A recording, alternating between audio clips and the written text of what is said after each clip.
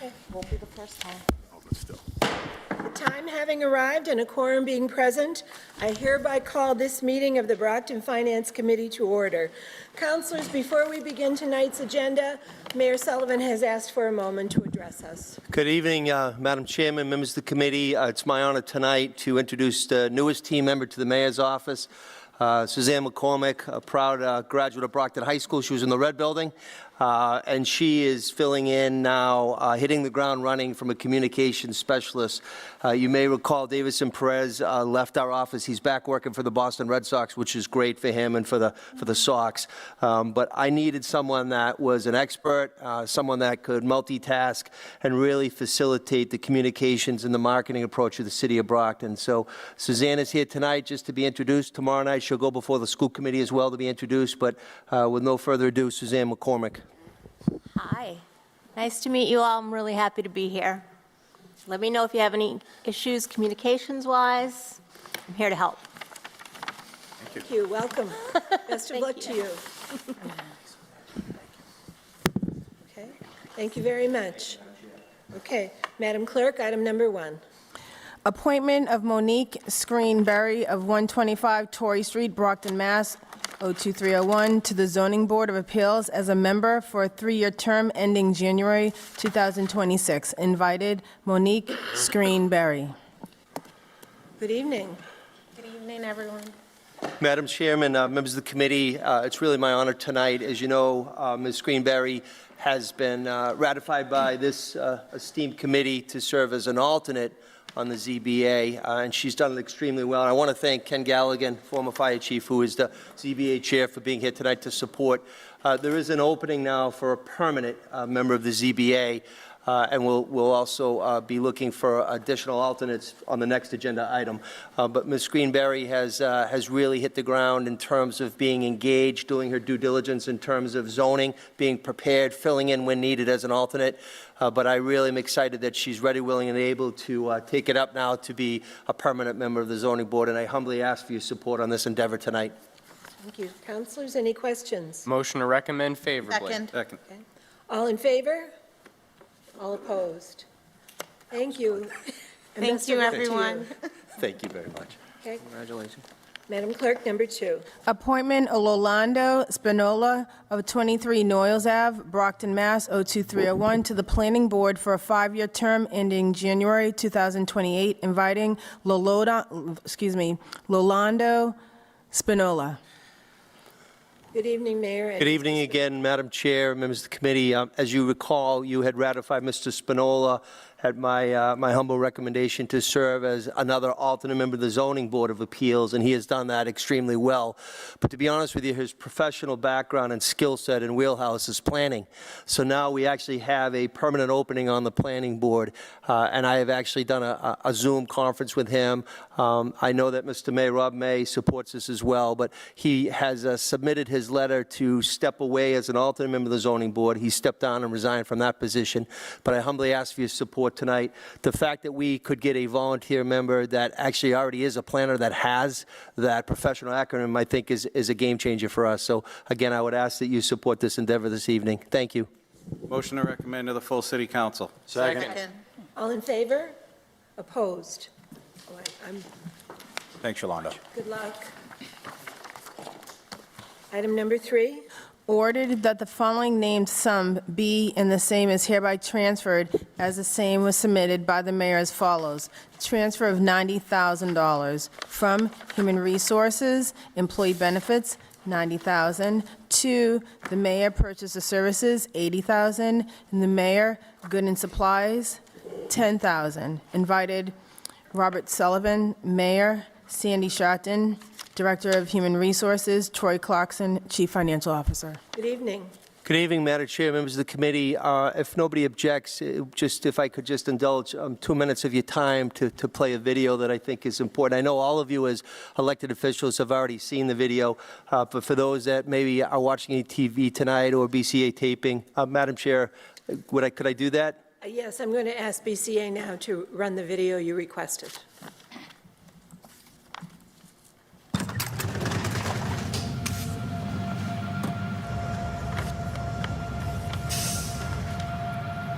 You see it?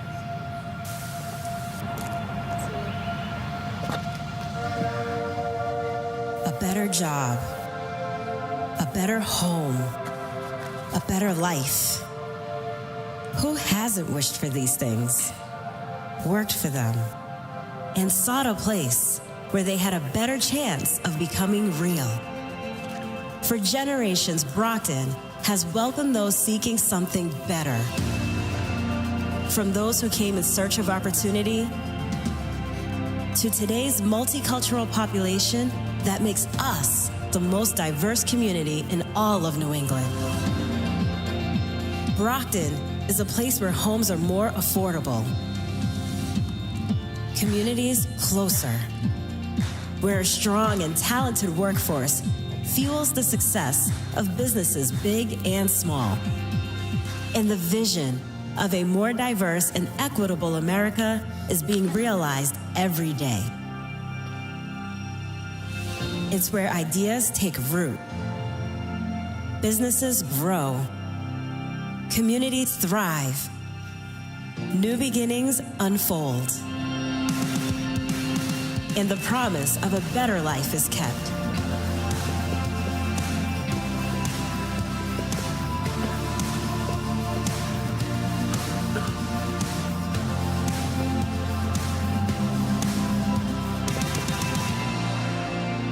Brockton, Massachusetts,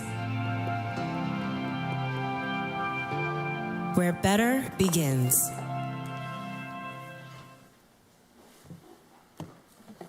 Thank you, Madam Chair. I do want to thank Clerk Cruz and the IT that, I'm not a techie, I won't pretend to be, but they were here today, and I do want to thank Clerk Cruz for working on that. Councilors, as you know, I served as a city councilor for 14 years, and I made a lot of cuts during those 14 years. I think it's your job as legislators to vet the budget and to make cuts. But I know every time I made a cut, I would always say to the department heads, this isn't personal, we're making a cut right now, but if you ever need to come back before the council, come before us, pitch it, and we'll make a determination. That's the legislative body. That's the will of the council. So tonight I'm here to do just that. I know there's a lot of department heads here as well tonight to talk to each and every one of you about their respected budgets. I also, in terms of the mayor's budget, I dropped this off to each and every one of you. It's the Boston Business Journal, which through the efforts of specialty consultant David Wedge, who has been working diligently for us to market Brockton, we were able to, in the history of Brockton, get on the front page of the BBJ. It's never happened before. It was the first issue in January. That's a game changer because that's what people are looking at right now in terms of investments and developers. And so I'm really excited the fact that Brockton is definitely on the radar. What's before you tonight, a lot of people will say it's only 90 grand. It's a blip on the radar when you talk about a $500 million budget. But it's 90 grand that the office truly needs, and I'll tell you why. $80,000 of that and $10,000. The $80,000 needs to be utilized to do just what we witnessed. We need to continue to market Brockton.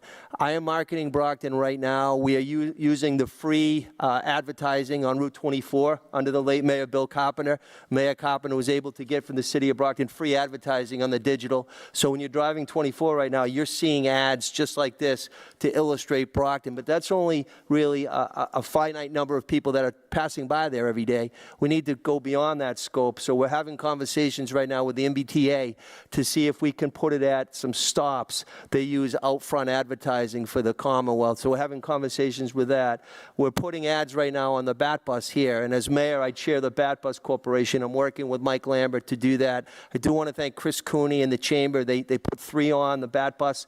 One's a large one and 2 smaller ones, again, for Where Better Begins campaign. But I really think for us to take it to the next level, to continue to attract the investment we're doing right now, we need to ramp it up. And I've said it before, and I know a lot of people joke, you know, hey, Sullivan says a lot of the repetitive things, but I truly think Brockton is a business. It's a business. It just happens to be a government business, but it's a business. It's just like David's business. You need to make sure that your business is seen by people, not just local Brocktonians. Of course, those are who we love and we serve and we protect, but it needs to be throughout the Commonwealth and actually throughout the nation. So I'm looking to continue to market Brockton, but we also need to attract specialty consultants. There's one guy, and you've heard his name, Dr. Rick Herman, and I know a lot of people think COVID is over, but Dr. Rick called me when when I was driving here, and 2 Brocktonians died today from COVID. So even though we're trending in the right direction, thank God, after almost 3 years, it's not gone. The flu virus is here right now. So I am paying Rick Herman out of a consultant line item. So this money would be able to keep him on, having a medical consultant. Right now he's doing between 5 and 10 hours a week. So it's minimal. It's $175 an hour. He gets $3,000 an hour when he testifies as a medical expert on the bench. So again, he's doing it because he cares about Brockton. Now, the other thing that we need to continue to do is continue to work with our elected officials. Not all of you. I love to do that. It's all about collaborating, right? We all need to do it for Brockton. But it's also working with our federal delegation. And I know $10,000 was cut from out-of-state travel. I remember when Mayor Carpenter was mayor, he asked for 10. I cut 5. And I talked to him privately. I said, Bill, if you need another 5, come back and pitch it. I can tell you why I'm pitching it tonight. Last April, the CFO and I traveled to Washington, D.C., and we met with 3 different people. And you know this because I've shared it before. We met with U.S. Senator Ed Markey, met with Congressman Stephen Lynch, and then we also met with Congressman Bill Keating. Why we met with Bill Keating is his district serves Silver Lake, which we have an ownership property in. But with Lynch and Markey, we were there to be able to have a face-to-face meeting in his office, both of their offices, and I was pretty clear. We need your help. We need federal money. The CARES Act has helped us. ARPA is coming to help us, but we need additional federal earmarks. They said, well, what do you have an idea? And I said, well, we have a beach in Brockton known as the East Side Pool, the Cosgrove Pool. Hasn't been rectified in any way since the 60s. We're going to use ARPA money, but if you can give us federal money, we can kind of supplement that. And as a result, direct result of that, I'm going to invite each and every one of you to join me here at City Hall on Friday the 24th, because Senator Markey, Congressman Lynch, and Senator Warren are coming here in person because President Joseph Biden did sign off on that. So as a result of going to Washington, D.C., a $200 airfare on JetBlue, 2 nights at $200, we got $5 million signed off by President Biden. That's a return on investment. So I'm asking you tonight, again, humbly, to continue to work with me, collaborate with me, advise me, counsel me. Suggestions are key. How we continue to market Brockton is paramount. We're not going to be here forever. We know that, but we need to set the stepping stones in place. And I want to take a plug right now to thank each and every one of you. That public safety building that's going to come to fruition is what every developer talks to me. The fact that the city of Brockton, vis-a-vis the legislative body and executive, is investing $98 million, that's a game changer. There's proof in the pudding right there. And I want to thank Mr. CFO here because he borrowed that money again at 2.5% interest. It's about 6% now. So over the term, we're saving tens and tens of millions of dollars. So my humble suggestion tonight, again, is continue our efforts to showcase here in the Commonwealth and beyond what Brockton is. We all know the greatness. We all know the return on investment is real. But the money that I'm looking for is to continue those efforts, continuing to go to Washington. One last point, I went to Washington 2 weeks ago, the U.S. Mayor's Conference. I went down there for 3 days, and I'll be honest, listen, I got little kids. I'd rather not get on a plane and be away from my kids and my wife. I'm missing time. But I went down there to meet other mayors throughout the country, and I came out of a conference room, and there was a kiosk, and there was a woman and a man there, and it said Department of Energy. I don't know anything about Department of Energy, but I went over and I talked to him, and I said, I'm the mayor of Brockton, Massachusetts. It didn't mean anything to these people, right? They're in D.C. And they said, what are you looking for? I said, well, Governor Baker just left and Lieutenant Governor just left, and the way out the door, they gave us 31 charging stations, money for 31 EV charging stations. What do you have? We need more in Brockton. We definitely need more, right? I mean, I'm never going to own a Tesla. I don't have that kind of money, but people have Teslas and other EV chargers. So where are we going to go? Where are we going to go? Guess what they did? They said 02301, 02302. I said, yes. He said, you qualify for 151 grand. Just like that, 151,000. So it's going to buy us another 20 EV charging stations. So if I hadn't gone down to D.C., we would have missed that opportunity. So I'm here to answer any of your questions. Again, I know all the department heads have been making calls and sending information, and I reiterate to them every day, we, as employees of the city of Brockton, need to continue to, first of all, do yeoman's work to help the people that we represent. But as department heads, we never want to surprise any of the elected officials. So open communication, sharing of ideas is paramount as long as I'm mayor of Brockton. So I want to thank you, Madam Chairman. I'm here to answer any questions. Thank you. You're welcome. Councilor Minicello. Thank you, Madam Chair. Good evening, Mr. Mayor. Good evening, Councilor. Just looking at that promotional piece, I really can't say how pleased I am with that. I think it's a very authentic, credible, earnest look at Brockton and the people here and the activities that are going on here. It's really a nice, fresh picture of what's going on in this community. At the same time, in talking to several Brocktonians, people in my ward, people love the city. People love Brockton. At the same time, we have to keep our foot on the gas with respect to the small things, that broken window, theory out there. You can't let, trash and all sorts of crap accumulate underneath the bridges. You cannot have that. People from the outside the city, look at that and say, oh, Brockton, and then they look at that and they go, yeah, it's good. They're doing some good things, but look at what's going on underneath, this place and that place. At the same time, you just have to pay attention to that, because a combination of all that, just taking care of the small things, it's just making sure the streets are cleaned. In the summertime, I mean, all of us saw certain streets that looked like, they needed to be weed whacked, because, the weeds were coming through the, the cracks. Some of the sidewalks looked like hell. I'd get calls from, some of the mothers walking to the Hancock School. Hey, on Pleasant Street, can you have someone, weed whack down the sidewalk? It's a combination of things. I can't say more how much I'm in favor of supporting promotion, good promotion, like we just saw for the city of Brockton. But at the same time, we have an obligation to make sure that we're doing our part, the little things that we can do, even though they don't. People say, well, what's the big deal? Weed whacking, making sure the lawns are mowed, the parks look good. Yeah, that's what a vibrant community is all about. The parks do have to look good. The sidewalks have to look good. We can't have crap underneath these bridges, people living underneath bridges. People saying, I'm not going to walk in this neighborhood because I'm going to walk a baby carriage and, have my nice, beautiful apartment that I just got and then walk under a bridge and have some person that, is going to harass them. It's a combination of things, but I really am in favor of promoting this city, and at the same time keeping our eye on the ball for the small things. And that's, the small things are what our community really wants. It's the little things that they're after. Because people say, well, the police are too busy to do that because they're doing this or that.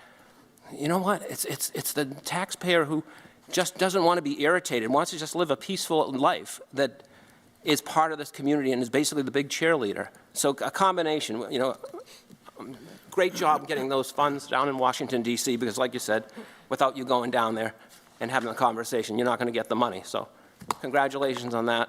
And, No, but Counsel, just keep in mind. yeah, I concur with you. I mean, we're all taxpayers, right? There's an expectation, the little things matter, right? Perception's reality. And there's a couple of department heads that I bother every single weekend because I drive around every Saturday and Sunday taking pictures, and quite honestly, it really, truly ticks me off. We talk about the broken windows, but we are going to be, at the State of the City, I am going to be announcing a Clean City initiative. I already have people doing, and thanks to you, Tom, Counselor, that third sweeper is coming in, I don't know, in a month and a half or something. But I concur with you, like, the streets need to look better, but there also has to be some accountability. So I know the council president, Councilor Latch, and Councilor have joined me on a new task force we're reinitiating as well. So I don't have all the answers, but I will tell you that I concur with 100% what you said. Marketing is pivotal, but people aren't going to invest here if it looks like hell, and so we need to just ramp it up. And just to tell you this, that, Superintendent Hill, whenever I call him on something, he always gets to it. He always gets to it. It's just there's a lot out there. There's a lot out there, but when I think that people see things, we should be able to make that call, and within a few days there should be action. You know what I mean? That, there should be a reasonable expectation that within a certain amount of time, if you call about some sort of a small, it's little messes, little mess here, little mess here, and that's what the people want cleaned up. But again, we have good people in charge. So it's a combination of things. But I always get good service when I call, Mr. Hill, and he does what he can do, with the amount of manpower, woman power that he has. But And I concur with what Pat does, Tim Carpenter from the Parks and Jim Plouffe, and I meet with those three guys 3 times a week for this clean initiative. One thing that I do want to let you know, because it's driving me nuts when I go up Morse Ave and Winthrop Street and Moraine Street, Christmas trees that are still out. So if you, I'm going to humbly ask, if you're out and about and you see a Christmas tree, text me where it is, because it's driving me nuts. I have Pat and Ernie Bethany out there right now. The way it is under the contract is Republic, who's our contract supervisor, provider, they only have 2 weeks after the holidays to get rid of Christmas trees. Anything else is on us. And I'm not waiting till the spring. We need to do it now. So if you do see it, please shoot me a text and we'll get on it. Thank you, Councilor. Thank you. Councilor D'Agostino? Thank you, Madam Chair. So the video is excellent, which obviously we've all seen before. It's very well done. I love how it represents the city, the people, the staple institutions and businesses in the city. So I really applaud the work and the effort that went into this. I really think it's a great representation to somebody who maybe isn't familiar with Brockton of some of the great things about this city and what we already know is a great city. So I wanted to start with that. The next thing I am going to mention, and I'm going to hold off on doing this because I want to make sure all my colleagues are able to comment and ask questions, but on all of these transfer items tonight, it is my intention to make a motion to postpone on them, and I wanted to explain, you're the first one, but I wanted to explain ahead of time what my thought on that is. And so we set a budget back in June. We had our 3 nights of meetings here to go through and do that, and a process you're very familiar with from your time on the council. And now we've come 7 months into the budget, and obviously as time goes on, there needs to be adjustments, right? We all get that. But before we start to make transfers and adjustments to the budget, it just seems to me, and I know I have colleagues who share this opinion, that it would make sense to postpone these, hear from everybody, and hear the pitch, as you said, hear from everybody tonight, postpone them, bring the CFO into the next finance meeting so he can give us an update on where we are in that budget that we set of expenditures within these line items, and just kind of give us an idea and an update of where we are in comparison to the budget that we set. So I wanted to say that because I want to make sure everybody understands it's nothing directed at any of the department heads or their department or the work they're doing. It's just, okay, we're going to start moving some money around. Let's just take a step back, take a look at where we are in relation to that budget that we set, and then make those decisions. So that's, yeah. Yeah, no, and I appreciate that, Councilor, and I'd probably do the exact same thing. I just relative to the matter before you on me, I just want to explain why Sandy Charton is here, and Troy can opine on it as well. The transfer request that we're looking for this $90,000 is from a Human Resources Employee Benefits, and what that actually is, it's health insurance money. So every year going into the budget is an original projection, and I know, both former Mayor Fowler and former Mayor Rodriguez know this. So you do your original projection versus your actual performance to date. And so right now, and Troy can opine on it, it's a little over $300,000 below projection to date, which is a good thing for us, right? We projected high, performance is lower, so there is a variant right now, which is a beneficial variant. So there's about $300,000 right now, 7.5 months into it. So that's what that $90,000 is, and that's why the HR director was invited here tonight, if you had any questions for her. But thank you, Councilor, for that explanation. Very good. Thank you. Awesome. Councilor Thompson? Thank you, Madam Chair, and good evening, Mr. Mayor. Good evening, Councilor. So, just kind of piggybacking on my colleagues, we've been talking about marketing Brockton, for the past few years, and I know we spoke about it a little more in depth during the budget just this past year. And so, I think we all agree that Brockton needs to be marketed. We need to let the rest of the state and country know what's happening here in Brockton and the good place it is to live, it is to do business, and so it's definitely needed. So my question about is the whole campaign, essentially. So it's not just a video, but it's much more than that. It's a whole marketing campaign, and I know your request is to help, fund that campaign. And so On the campaign itself, has the city put together any metrics to determine the success of the campaign, or how do we know this is working? Well, thank you. Any other, I'm sorry. Well, just generally, Yeah. we're obviously I know what some of these steps are, putting the video out, getting those out into, the different trade magazines and it's on our website, and, we're going to yell it from the treetops. There's more to it than just the video itself, but we're making a considerable investment in this campaign, and so I'm just wondering if we developed any metrics to determine, is it working? I'm going to assume that we're going to continually market Brockton. So have we put in anything together where we can say it works here, it's not working there? If you could talk about that. Yeah, absolutely. So as I explained last year, I mean, it's a collaborative approach with the Eastern Bank Foundation, right, led by the CEO, Bob Rivers from Stoughton, right, and the Metro South Chamber of Commerce and the City of Brockton. So it's a collaborative approach. The idea, and first of all, both Bob and Chris Cooney would love to come before the council on a resolve to explain it further. But the metrics are, right now, at the early stages. We're trying to figure out how much money we're all going to be able to have to spend to maximize the return on that. So we already have the work product, right, the video, which is phenomenal, and it's on social media and Facebook posts, and we're getting how many people are viewing it and stuff like that. But now it's to try to figure out what other endeavors we can do. And that's why we're trying to brainstorm right now with some consultants to try to figure out, okay, Eastern Bank, we all know the Big Poppy commercials and Doug Flutie and Allie Reisman, the gymnast, but what have they done? So I talked to Mr. Rivers every other week, every second week. Chris Cooney and I are going to be meeting as well, but I don't have that answer for you right now. What the success is? The success is going to be, number one, how we can spend money in a wise manner that's going to be the biggest bang for the buck, number one, right? But also, I hadn't really thought about using the MBTA before. It was brought to my attention, yeah, you definitely do, because people are going to be traveling to Brockton, the 3 commuter stops, the Cape Flyer.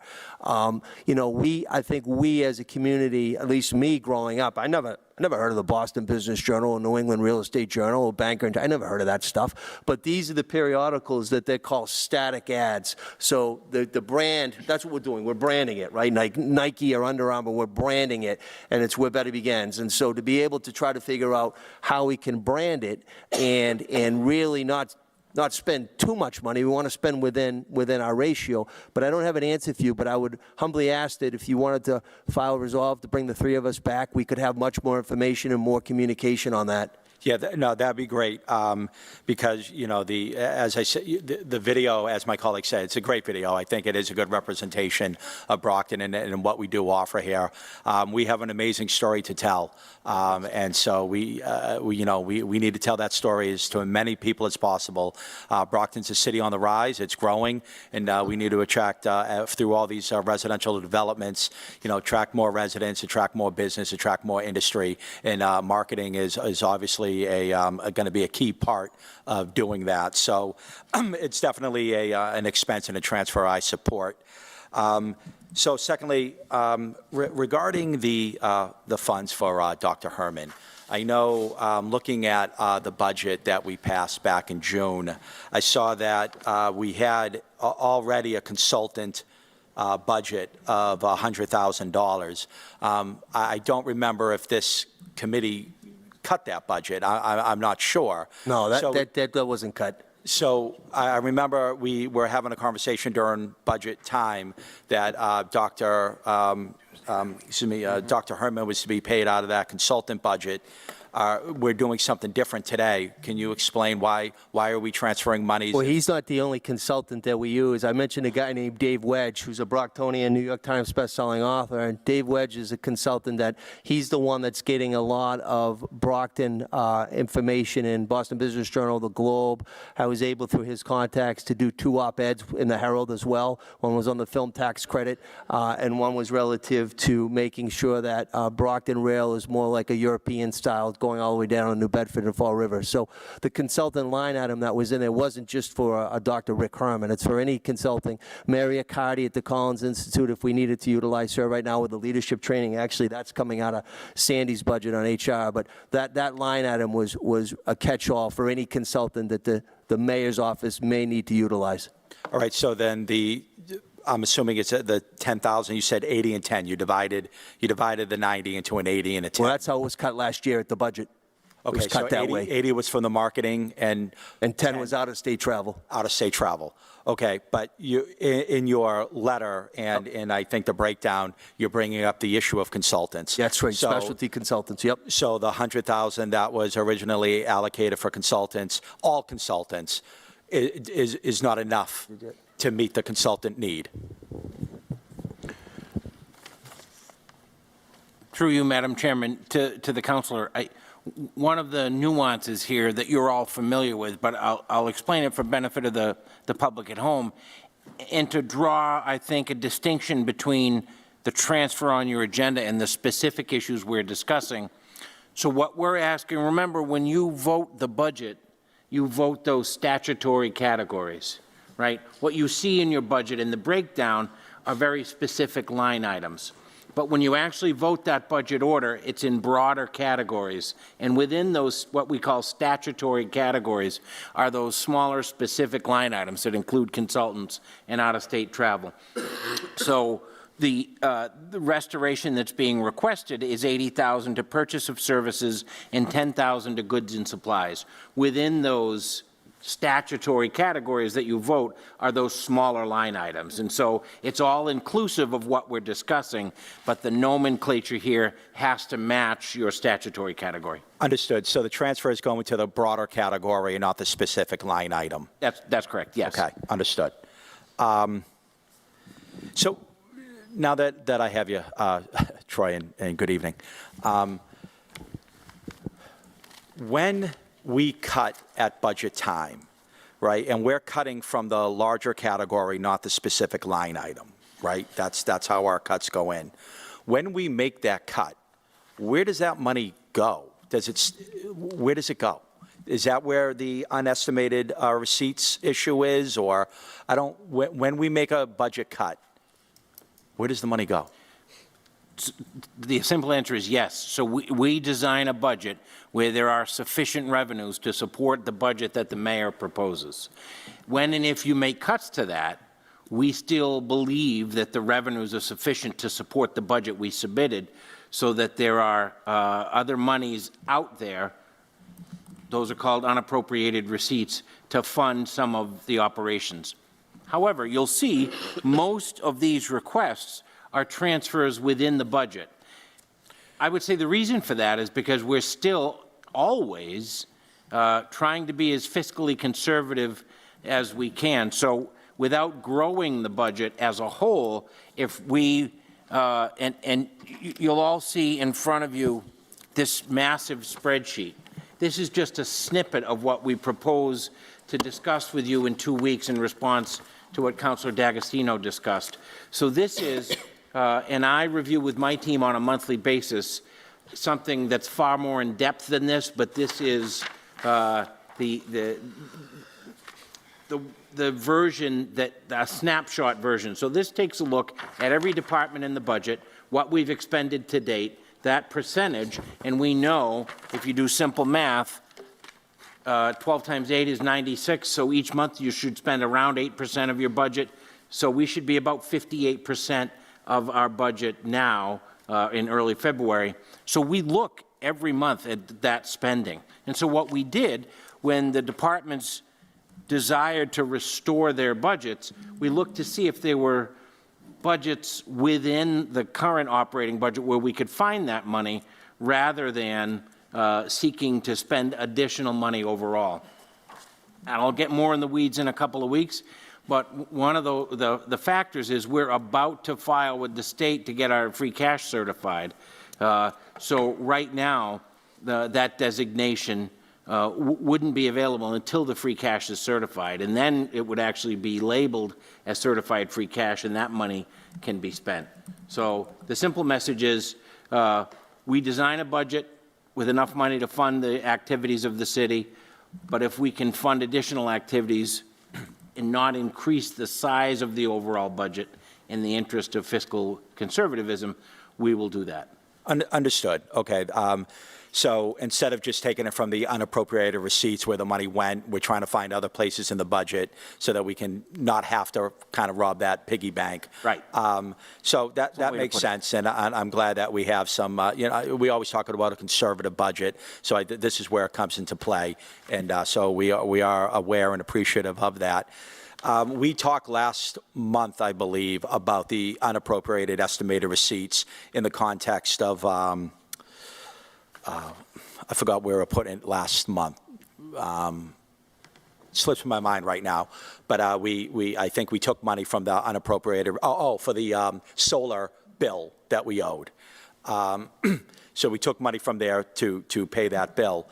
I think during that discussion, you brought up the issue that you kind of just mentioned, is that at some point, those unappropriated estimated receipts become free cash, and now we can't touch that until not next fiscal year, but the following fiscal year or something like that, from my limited knowledge of budgeting. So at some point, those monies go away, and we're not able to touch them this year for matters that come before us this year that we'd like to fund. Is that correct? Is that? Yes, very good.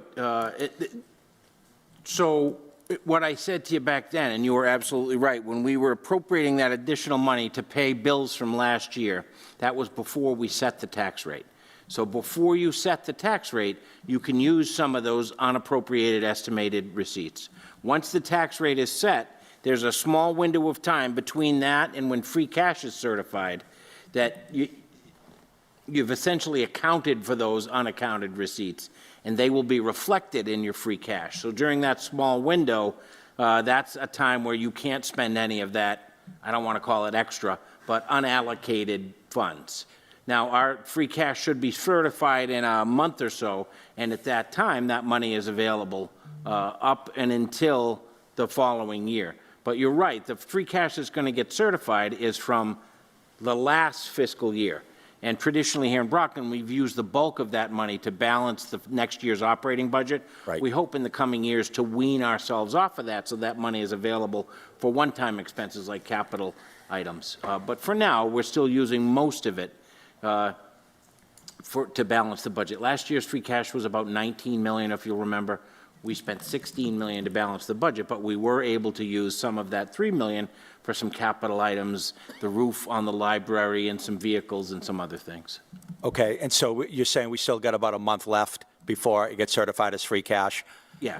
Do we have any understanding of what is currently, after these expenditures, what is currently in that fund, the unappropriated estimated receipts? Do we know how much money's in there? Well, so the auditor is in the process of compiling all those numbers and filing with the Commonwealth. So your free cash is a combination of revenues in excess of projections, budgeted funds unspent, and then any other available funds. And so it's a fairly complex calculation. So I don't have that estimated number for you, but you can be assured that as soon as Karen has an estimate, she will be running down to my office with it. Okay, but we do still have another month to use those funds if need be. No, we're in that portion in between. The tax rate, remember, after your classification hearing, Right. the tax rate was set. And so we are in that in-between period right now, in between the tax rate being set and free cash being certified. Right, but during that period, we can still use them because our next agenda item is an appropriation from that account. So, yeah, so yes, but it's in an enterprise, so that's different from the general fund. Okay. So, Understood. Okay, there's the, okay.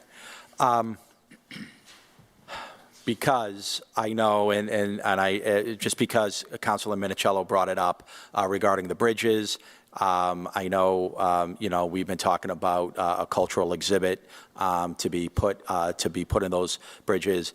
I understand I've been working with the mayor's office and your office as well on that. My understanding is there's some question about funding for that. I would have to say that's one of my highest priorities for the cleanliness and the beautification of Brockton. I think it should be one of the city's highest priorities. And so if there was a funding issue, I was looking to unappropriated estimated receipts to maybe balance that. But if you're saying it's not available, I would hope that we can find that money somewhere. I can't express how important I believe that project is for the city. Council, I concur with you 1,000%. I mean, it's number one, it's an eyesore, but it's also scary. I mean, if you're stuck at that light, there's folks bothering people. We've seen some stuff under the bridge you shouldn't see, never mind children. So it's projected right now. We put in a request with the Bloomberg Foundation. They're giving out 10 $1 million grants, but that's nationwide. So we'll put it in. I don't think we're going to get it, I'll be honest. The projection's about $400,000 if we were going to spend it on our own terms. But I actually set up a meeting. It's next Monday with Holly, the new superintendent of Southeastern Regional, because my thought is, why couldn't we utilize some of the craftsmen over there, the kids over there, to retrofit what is desired? It's almost like a plexiglass type of thing, and then artwork behind it. We could use Brockton High School, we could use New Heights Charter School, we could use Spelman, we could use Southeastern to arts. But I'm asking if they'll consider, we'll buy the supplies, if they could retrofit it. I don't know if they could or couldn't, but we have to think outside the box. 400 grand's a lot, but at the same time, I concur with you, we have to do something. It's unacceptable what's going on under that bridge. Right. No, I completely agree. This is the first I'm hearing of this new idea. I know it's been engineered. You know, I would just say that this is a project that I think we should look for the $400,000, get it done through, you know, professionally done by engineers or contractors who have experience in doing it. I'd love to work with you to see if work with you, Troy, to find that money somewhere in the budget.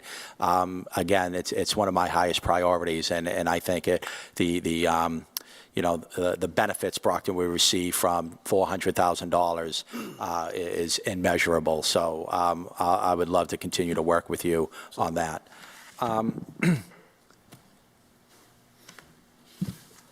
I know I've been at it for a while. I appreciate your time, Mr. Mayor. Thank you, Mr. Clarkson, and I'll reserve any questions for later. Thank you. Councilor, thank you. Thank you, Madam Chair. Motion to postpone to the February 21st Finance Committee. Second. Motion has been made and properly seconded. All in favor? All opposed?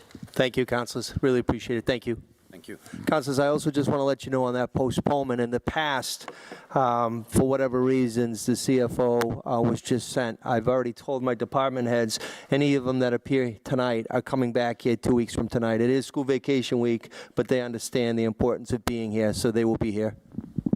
Thank you. Thank you. Madam Clerk, item number 4.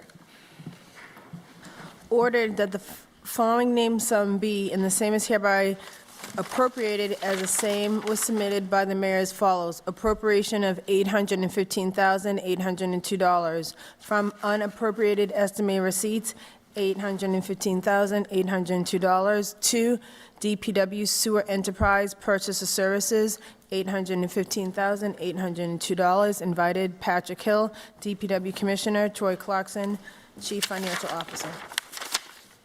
Councilor Farwell? Thank you, Madam Chair. Madam Chair, I have two exhibits that I would request permission to have posted on the broadcast and for the benefit of councilors. Okay. BCA, would you please put up those 2 sheets?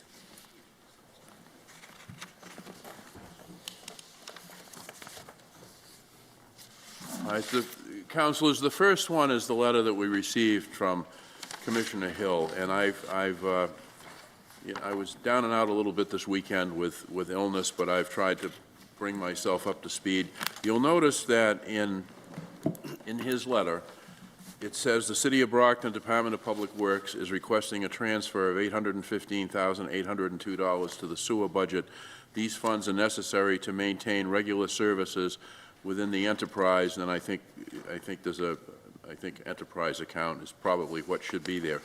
The next document, and I had emailed the CFO and Mr. Hill about this.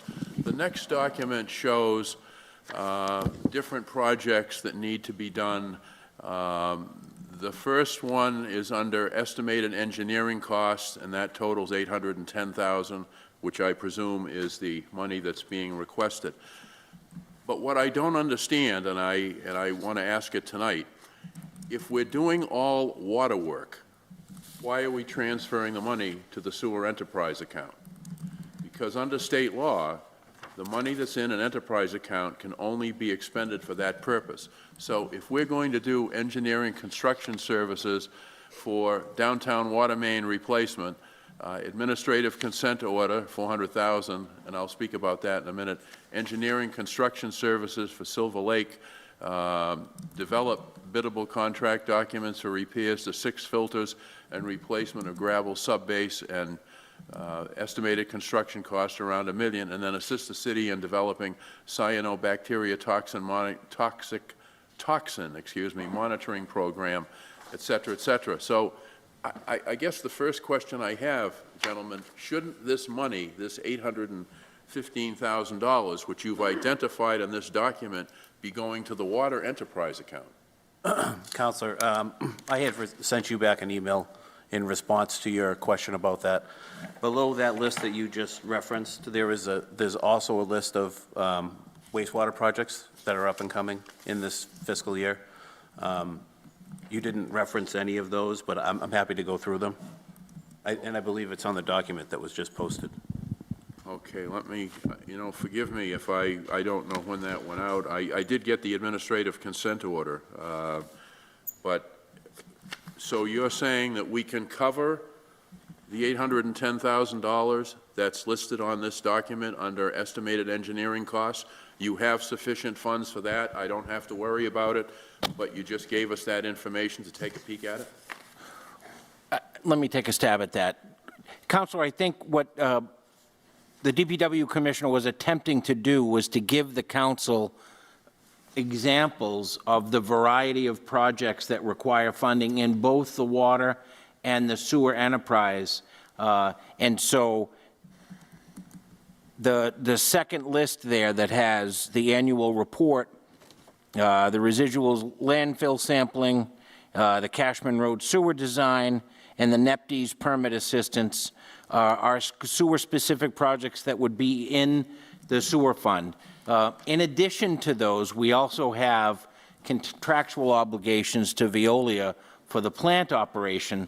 So I think Pat was trying to give you an example in both water and sewer of the scope of engineering projects that are required in addition to the regular operating costs, and why he's requesting those transfers. I think it makes perfect sense that when you add up the water projects, it adds up to around $800,000, and the sewer request is around $800,000, but the water request is a little over $400,000 because there are sufficient funds within the budget, you're correct, to fund a portion of those. And so what we're looking to do is actually restore the cuts that were made during the budget period and trying to give you examples of some of the cost pressures on both departments and why additional funds are needed. Okay, I respectfully, and I just made a quick peek. I don't know if anyone else received information on potential sewer projects. I don't have it. When you send this out and it's $810,000 and you're asking for $815,000, Right. forgive Understood. me for extrapolating, thinking that's what you're trying to justify, but that just seemed the common sense thing to do. I don't even want to get into the administrative consent order, $400,000. By the way, if we're going to expend $400,000 to a consultant to put together a water management plan, which, by the way, the administrative consent orders that were sent to me are dated 2017, 2019, signed by Mayor Carpenter, and we only had 24 months from the 2019 iteration of that consent order to comply, then we're either woefully out of whack, or I think that's an exorbitant amount of money to pay a consultant to put together a plan. And I've contacted someone at DEP, a high-ranking official, and I will be trying to arrange a meeting with that person and understand what are we going to be required to do. That is a lot of money, folks. And if we knew it had to be done, because the documents sent to me were 2017 and 2019, we should have budgeted for it. And I don't understand why we didn't budget for Veolia's contract obligations. If we're now being asked to transfer money in to the sewer enterprise account, why wouldn't that have been covered in our original budget request last June? And by the way, since you're coming back, consider these questions to which I hope you will confer and come back and discuss with us, because I do want to echo what Councilor D'Agostino said. This is not an exercise in let's turn up the heat on department heads. I think we need to demonstrate to the public that we are thoughtful, that we are deliberative, that we are analytical, and that whether it's $90,000 or whether it's $400,000, we're going to make sure that whatever decision we make is in the best interests of the citizens, because it's their money. I mean, I can't think of a better reason for doing it. It's their money. We don't do anything without them paying their property taxes and their sewer enterprise, water enterprise, refuse, and other fees. So I'm not going to get into this too much tonight because you're coming back, but as promised in an earlier email, I'm going to email to you the questions that I would like to see discussed, which hopefully will be beneficial to the other councilors. And that gives you a chance to kind of prepare, because no human being can come in here and expect to answer every question from 11 different people. I mean, that's just unfair. So, Madam Chair, I'm really done, and let my colleagues, if they want to weigh in, but I do want to get some questions out so we have some preparation for the next FinCom meeting. Thank you. Thank you. Anyone else? Councilor Thompson. Thank you, Madam Chair. Just to kind of follow up with Councilor Farwell, those consulting costs were budgeted, right? I mean, we cut that budget, right? So essentially, they were budgeted, and then this council cut that budget. So, and I think as this conversation unfolds, councilors, I think one of the things for our visit in a couple of weeks that I think will be helpful is what we'll do is we'll take the Veolia contract and the annual costs and what we had originally budgeted and what we've been able to pay to date to demonstrate that, because you're absolutely right. That's I will say this, the way the budget was constructed, and Pat and I own this together, was confusing. It was confusing for you. It was confusing for us when we reviewed it last June. And my sense is, my recollection is, out of concern and frustration for that lack of clarity, the budget was reduced. But that was money that was included to support the Veolia contract. So what we're trying to do for next year's budget, working closely with TIF, is trying to make those enterprise budgets more transparent. A lot of those budget lines have been lingering for many years, and they carried funds from year to year to year, and sometimes those monies were used for other things, like to support the Veolia contract. So I think that was a learning lesson for us, for all of us, frankly. And so we are endeavoring for the FY24 budget to streamline it, to make it much clearer what we're requesting the money for.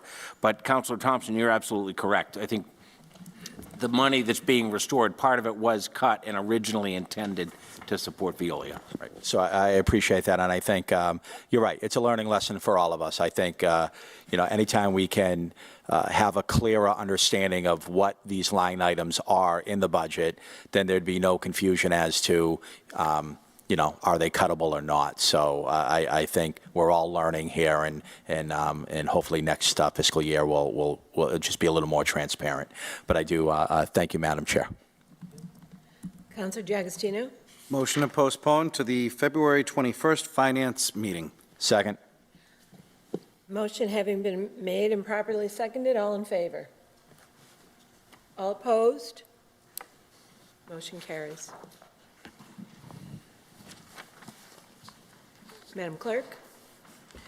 Ordered 5, the following named sum be and the same is hereby transferred as the same was submitted by the mayor as follows. Transfer of $416,389 from DPW water diesel variable cost, $416,389, to DPW water purchase of services, $416,389. Invited Patrick Hill, DPW Commissioner, Troy Clarkson, Chief Financial Officer. I would ask BCA to again put up the second page, the chart. Thank you.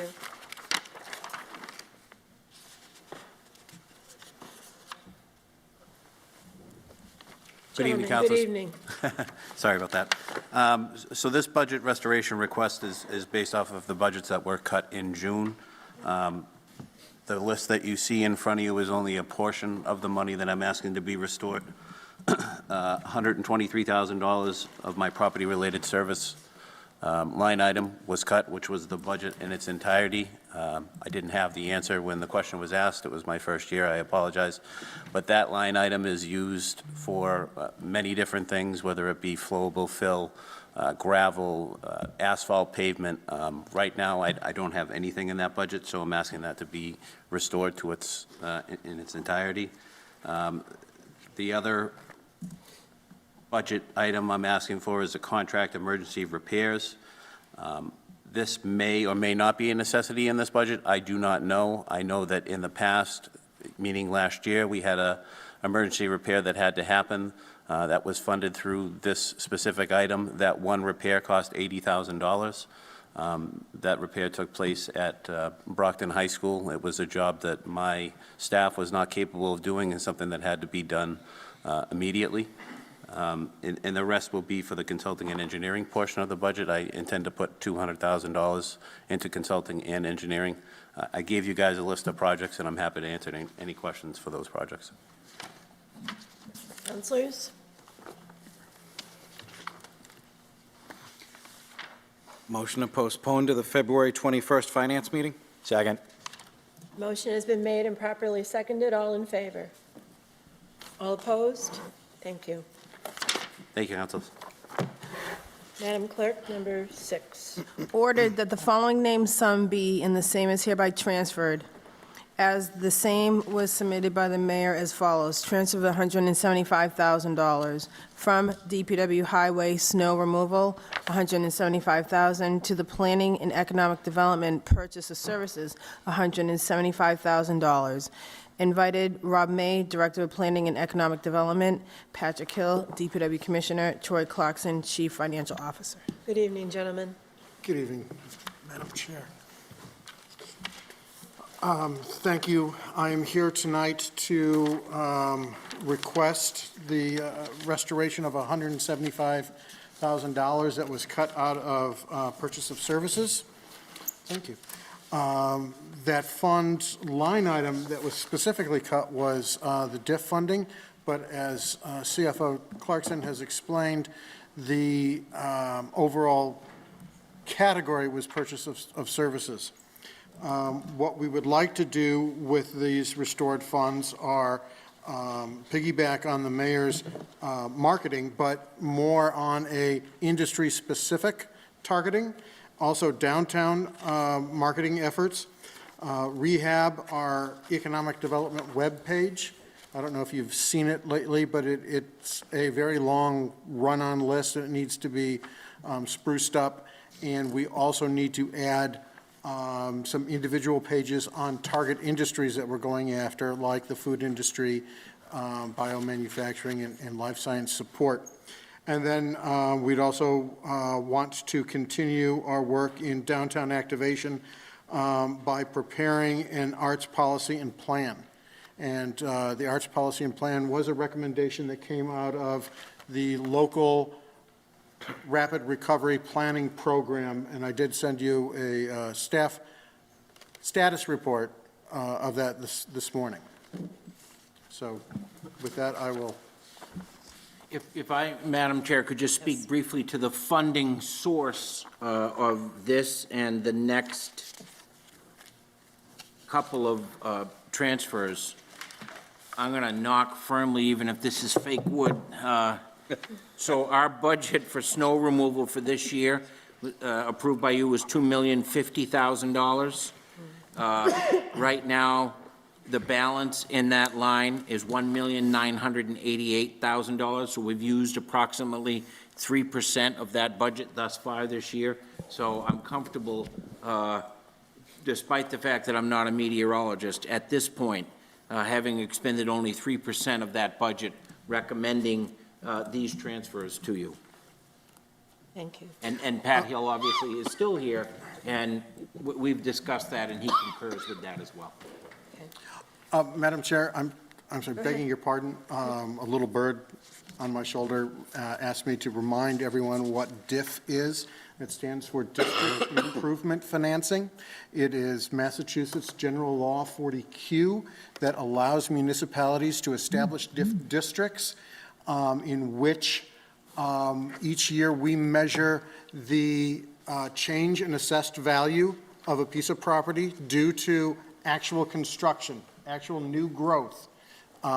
That differential in assessment is then identified by our CFO, and those monies are then appropriated for very specific projects that are identified in the DIF plan. And those were the DIF base. The baseline was established in 2014, and the DIF plan was established in 2015 by this council. Thank you. That's very helpful. Councilor Thompson. Thank you, Madam Chair, and actually, thank you, Little Birdie. That was going to be my question, if you could explain the DIF funding and how we acquire that funding. So that's all I had. Thank you, Madam Chair. Thank you. Councilor Rodriguez. Thank you, Madam Chair. Mr. Clarkson, I have a welcome, by the way. My issue is with the snow removal. Now, what happens if we had one of those lousy snow seasons, we had absolutely no money left on the snow budget? Where would this money come from? What would we do? Like in 2015, where it snowed like crazy? Yeah. So the snow money is gone. Where would this money come from? well, there are a couple of ways you can recover snow money that's in a deficit. You can place it directly on the tax rate for up to 3 years. No, I don't think you're getting what I'm trying to get to. We have these funds available because of the lack of snowfall. Right. What would happen had that fund have been exhausted? There's no money left in the budget for snow removal for you to take from. Where would you get this money? I see. Okay, I thought you meant what happens when you run out of snow money. Then we would consult this report that I shared with you tonight, look where in the budget there were opportunities for transfer. If there were none, we would wait until free cash was certified and recommend a transfer from there. So there really are, throughout this budget, not a lot of, but some areas where we've remained very conservative in our spending. You'll see in the coming weeks, filing for your next meeting, we have settled several of the contracts. When you approved this year's budget last June, we set aside an amount in the human resources budget to fund the anticipated cost of some of those contracts. But you will see that some of that money to settle those contracts is coming from within those departmental budgets because we've been able to save some money in those budgets. And so we won't need all of the money that we set aside, perhaps, to settle the contracts. So that could be a potential source of the funding.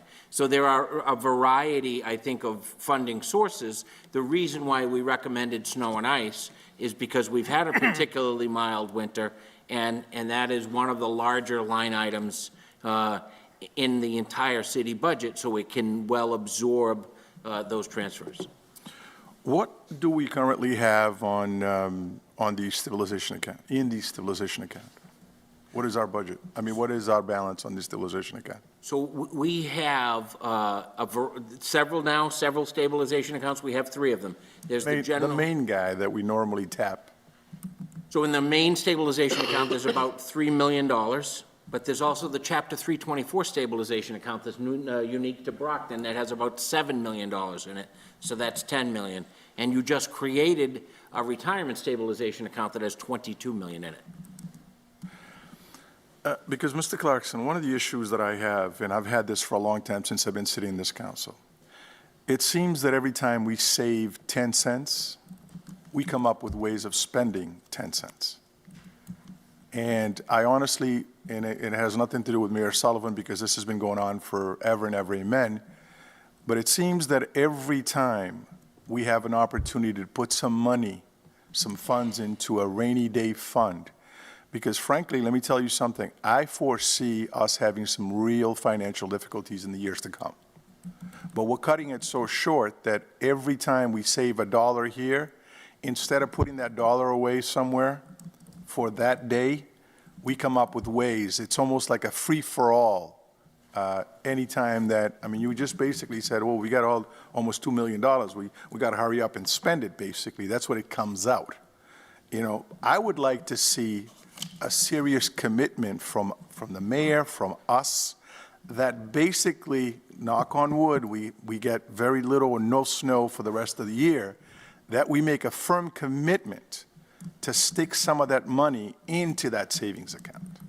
Because if we make it available for people to come back, you know, they will be asking for all kinds of things because we've got money. It has happened for my 8 years or 9 years that I've been in this council. Every year we go through the same thing. People can't wait until the spring hits so that they can come back with their asks. But I think we need to make a serious commitment to somehow put some of that savings away so that next year or the years after, we actually have a little cushion that we aren't coming back and tapping the taxpayers on a regular basis. I've been living on Summer Street. It's a highway called Summer Street. I bought that house I think 12 years ago. My taxes was $3,000 a year. It's now 7-something. You know, it's getting kind of ridiculous to live in this city. We talked about, you know, putting together programs to, you know, a beautiful video to ask people to come down, but what are we offering them once they get here? You know, you look at the, and I brought this up even when I was sitting in the council, when I was in the mayor's office, we don't have a great deal of signage in the city. I was down on North Pearl Street, going towards Oak Street. There's about a 2x2 sign that says DW in blue, DW Fields Park and the golf course next right. In most major cities in the Commonwealth, you would find one of those highway types of signs that basically advertises DW and the park. You know, but we don't spend a great deal of resources. I know Mr. May has all these plans all over the place to do this downtown beautification and all this and all that, but we're lousy with signage in the city. You know, we're lousy to try to, you know, we're talking about promoting the city, but we're not doing a great deal of promotion. You go into Worcester, Springfield, Lawrence, Lowell, they've got signs in their main streets that says City Hall this way, Post Office this way. Not in this city, because it's never been something that we feel is important to help us promote the city. So if somebody gets off the highway, you know, off of 24, is going into Good Samaritan Hospital, shouldn't they see a beautiful sign that says the golf course is this way, or DW is this way, or the Fuller Craft Museum is this way?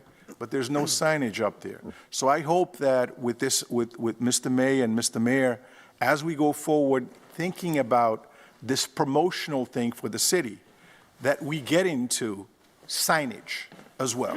Not just to look here and put some nice videos, because when we do put some nice videos, they'll come in and guess what? They'll get lost getting into our city. So I hope that, you know, and I've pushed this promotional thing about the MBTA buses and some of these other things, even the buses in Boston, because I mentioned that one time in the council that I was behind a bus and it said, come to Lowell for this particular thing in downtown Boston.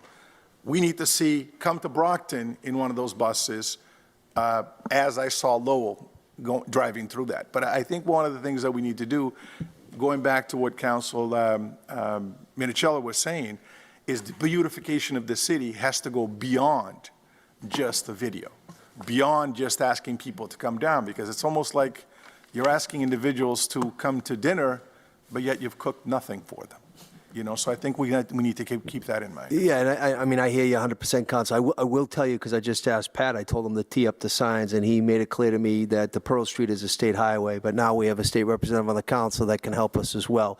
So we can, anything on the city of Brockton streets, Oak Street, any of that, we can tee those up immediately. Humongous signs. The state highway. I've committed, the Welcome to Brockton signs that we see, the wooden ones that were donated by the chamber. I've commissioned 3 additional ones, which will be part of the marketing money that I talked about. But I concur with you.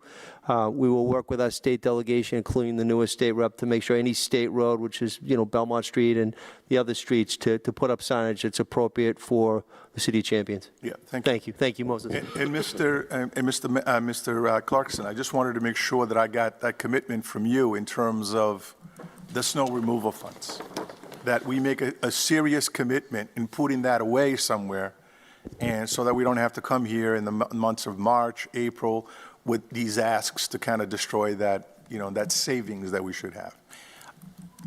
Yes, absolutely. But let me follow on from that, Counselor, and give this council and this mayor credit, because we have done that.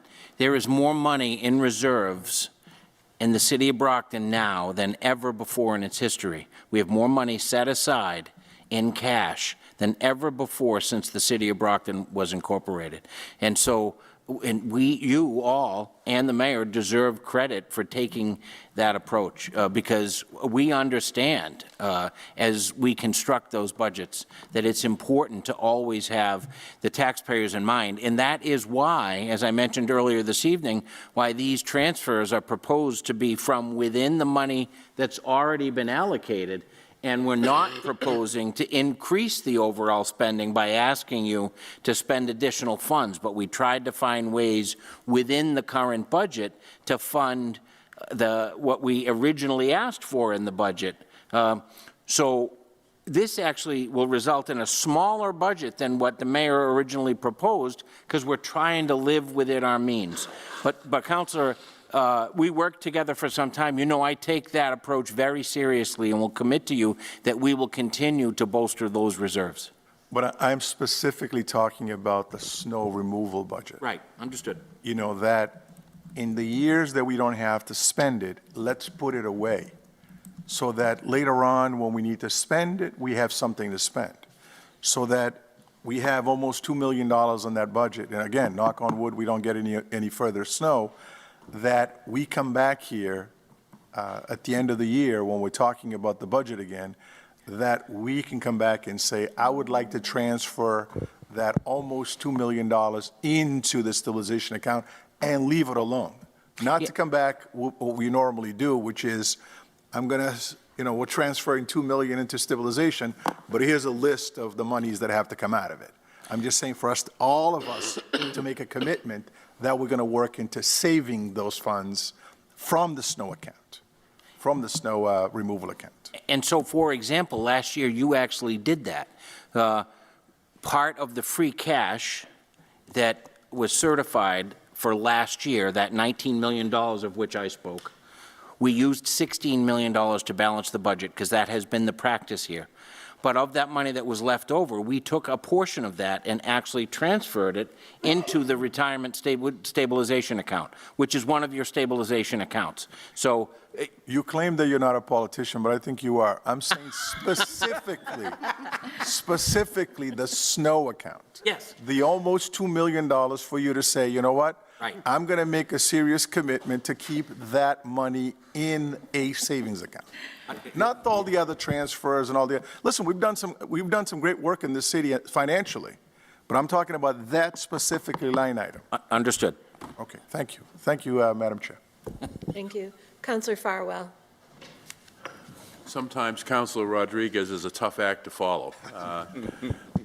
Mr. May, I support what you want to do with the money. I think the more we can do for culture and the arts in the city, I think is important. I will tell you that every time I hear the word downtown, though, I cringe a little bit, because I always feel as though we're forgetting the other viable areas of the city. Montello, Campello, the mall, And I just want to make sure, councilors, that as we emphasize improving the downtown area, we never lose sight of the rest of the city, because our residents visit businesses in Montello and in Campello. With respect to the colloquy you just had with Councilor Rodriguez, it is wonderful, Mr. Clarkson, that we have all of these reserves. And I am so happy that the city is in that financial position, having lived through the terrible years. The problem is, it doesn't do anything for our residents. When the Commonwealth amasses a great deal of surplus, at least they give it back. And I think, based on what Councilor Rodriguez said, philosophically, I would like to see us get to a point where we could give people a break on their water bill, or the sewer bill, or the trash pickup, or give them something tangible that shows them, yeah, we're doing a great job conserving revenue and budgeting conservatively, but this is going to actually help you out. We're going to give something back, because it, as I said earlier, it is their money. And the other thing I guess I should say philosophically, and this is for Mr. May and for the mayor, and it can't be solved tonight, you will never reach the pinnacle of success downtown until you restore a sense of safety and security down there. When I was in my law enforcement days, we had one and sometimes two walking beats downtown. Leo Smith was one of the officers. His son later joined the police department. In Campello, Officer Ralph Persicillo. We had someone walking up in the village when we had bars and establishments up there. We had a mobile West Beat, someone in a vehicle that would patrol all of Belmont Street from the Eastern Line all the way down to Main Street. We had a mobile North Beat that would do all of Oak Street, where Councilor Azak's ward is, the residential areas and the business areas. And Mr. Mayor, after we get through the beautification project, I really would love to see us develop a sense of security and safety plan, so that each year we could build on that, and let's get the police department to the point where we have sufficient personnel to make them visible, to get them out on walking beats in the critical areas, to cut down on the opportunity to commit crime, and not to arrest people, not to roust people, as someone would say, just to be visible, because the more visible the police are, you do cut down on the opportunity and the sense of opportunity from the bad guys to commit a crime.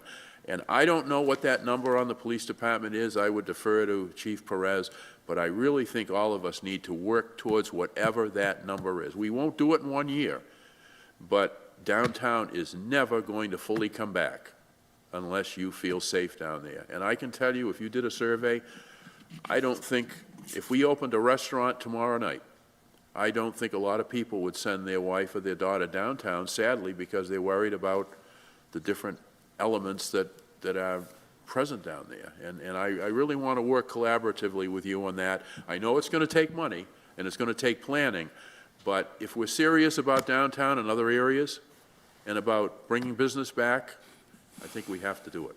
No, I concur with you 1,000%, Counselor. I mean, when we talk about downtown, it's because it's the core of the city, but I've made it clear since I've been mayor that it's all areas of the city of Brockton in terms of development.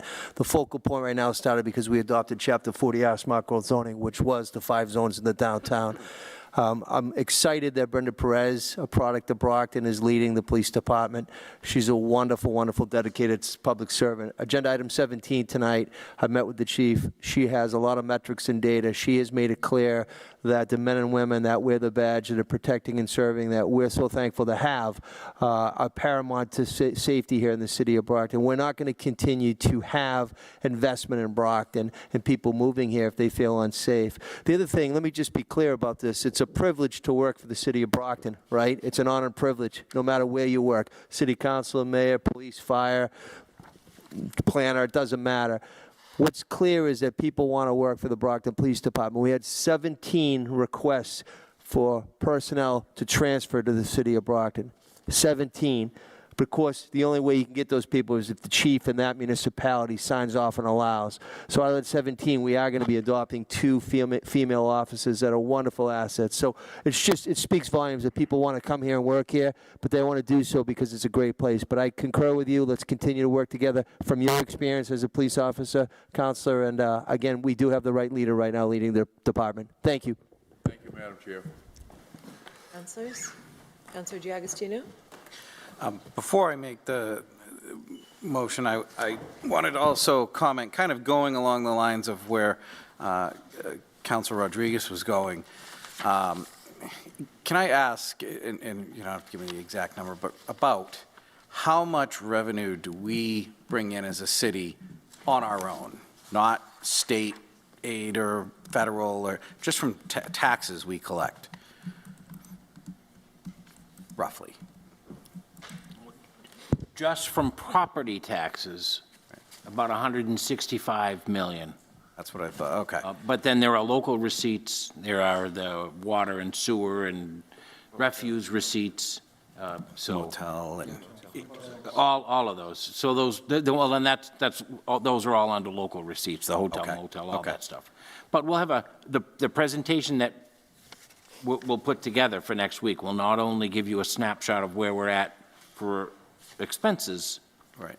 but for revenues as well. And it's because we have created a report where, again, on a monthly basis, we drill down into that level of detail. So not only where are we at in terms of the $540 million, but where are we in terms of the hotel motel tax and motor vehicle excise tax. We project each one of those separately based on prior year's performance. So we have a good handle. And that's why I'm thrilled to come, because I think you'll get to see the level of detail that we dive into on a monthly basis, and then I brief the mayor in terms of exactly where we're at. Right, and I'm looking forward to it, and I appreciate the work that is going to go into putting that together. I know that's going to be a lot of work to give a detailed overview, so I appreciate that. I think what I wanted to say, and the reason I asked that question, though, is we set a budget of $515 million. And so a big chunk of that, a lot of that comes from our own revenue we're generating here in the city, but a lot of that comes from other sources.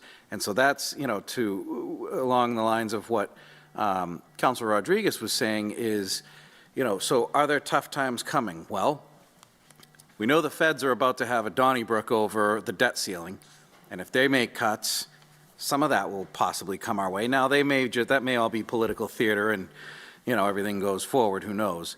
And in my time on the school committee, I know that the state is very willing to cut off a finger to save the hand. And so I think that's kind of the context of what we were thinking of. Geez, are we making that commitment to putting money aside, because if some of that other revenue from outside sources starts to dry up or get cut, what kind of position what would we do, or would we be in a position where we've got our own cash to be able to get through that storm, So I guess it's just, the point I'm making is there's a lot of revenue that comes into the city that's completely out of our control. And again, the state does what it has to do to balance its budget. Now, right now, they've got so much money, they're sending some of it back to us, something I never thought I'd see in my lifetime. But the feds are spending money. They're just printing it. I mean, they've, pulling out the printing press and just printing out green pieces of paper like they don't mean anything. So that's going to stop at some point. So I think that was kind of, some of the concerns we've had, too, and some of the discussions I know I've had with my fellow colleagues about, geez, if state and federal aid were to start to get cut, we'd really be in a real jam here. So anyway, with that, I'm going to go ahead and make the motion. Before you make that motion, Yes. Mr. May would like to say something. Oh, sure. I would like to address Councilor Farwell's comments and say that I agree 1,000% with what he said about downtown, and we need to increase people's feeling of safety. And a lot of it is perception. There are problems, we know, but we are working with the mayor's office to address them. Also, for the folks who are watching at home and for the council's edification, We are working on plans throughout the city. I'm working with Councilor Nicastro and Councilor D'Agostino on a Campello economic development plan, master plan, and we've asked Councilor Rodriguez to serve on that group also. I'm working with Councilor Minicello and a at-large counselor to be named later on the area around Good Samaritan Medical Center. And I'll be working with Councilor Lally and Councilor Asak on planning in the Montello and the Village neighborhood that we just received some technical assistance from the Commonwealth on. So I agree, we need to spread out. All right. Little birdie's back. If I could, just to piggyback on what the council was saying, I know that Tiffany and Troy have met on a fairly regular basis with the council president. I know Councilor D'Agostino participated. Councilor Farwell participated. I know Councilor Rodriguez was going to participate, but I'm going to make a pledge right now. Troy, in his capacity as CFO, should give an update, at least on a quarterly basis, to this body to let you know at least 4 times a year where we are. We could do it more often, but I think that's a promise that I'll make you right now going in.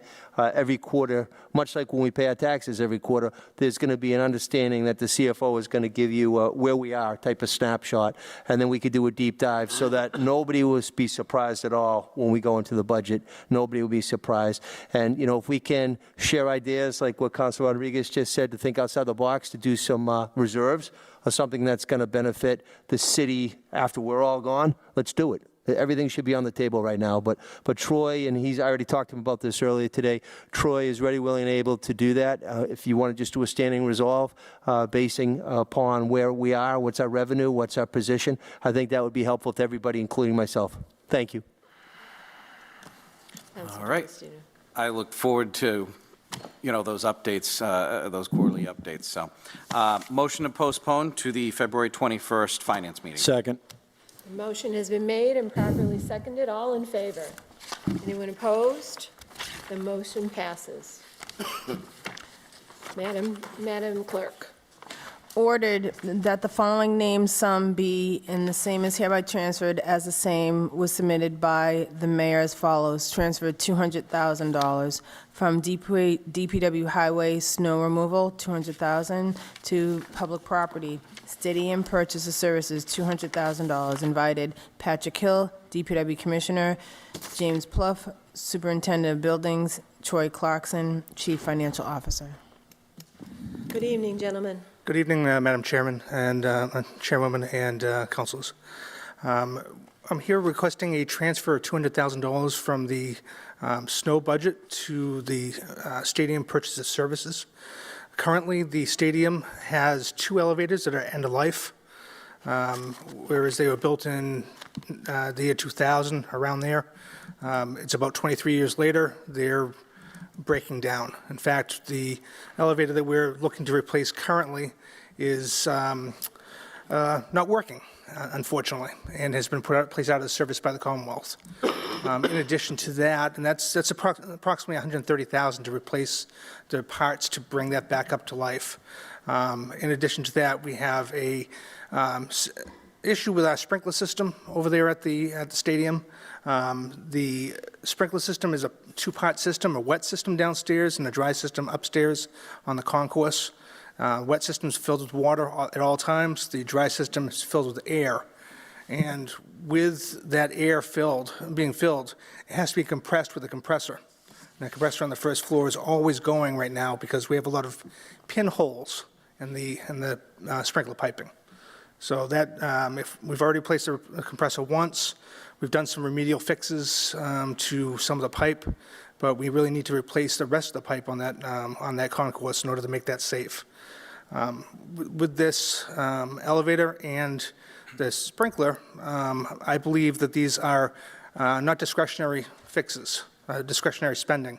This is mandatory spending to maintain a building that we own as the city.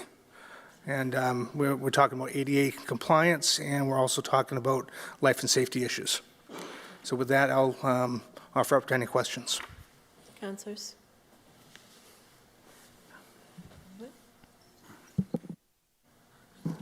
Motion to postpone to February 21st Finance meeting. Second. Motion has been properly made and seconded. All in favor? All opposed? The motion passes. Thank you. Thank you.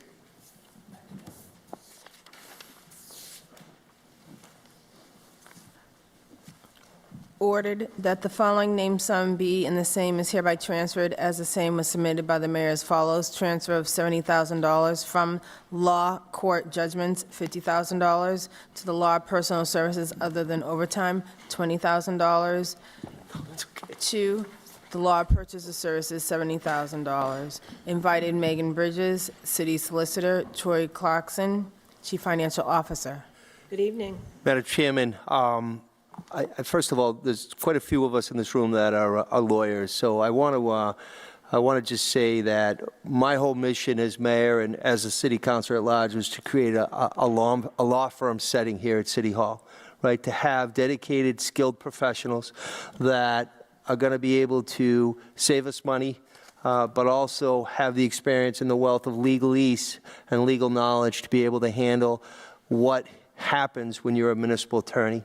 It's different with Attorney Minicello doing real estate closings, or, Attorney Mendez helping immigration, real estate. What happens in terms of what I witnessed, and believe me, I'm just a business lawyer. When I see what they handle every day, it blows your mind. It blows your mind. So I'm going to just tell you right now that we're really, really, really privileged here in the city of Brockton to have this esteemed attorney as a solicitor. That's a fact. Megan Bridges, I work with every single day, and she's been able to build a successful law firm representing the city of Brockton each and every day. So I just wanted to go on the record to say that, because I know a lot of mayors throughout the Commonwealth that don't have good law departments. We have an exceptional law department led by an exceptional attorney. Thank you. Thank you. Good evening, Attorney Bridges.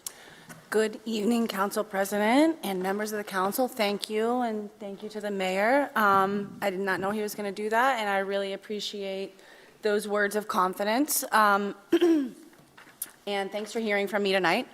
I am here asking for some restoration of the budget that was cut from my department for this fiscal year.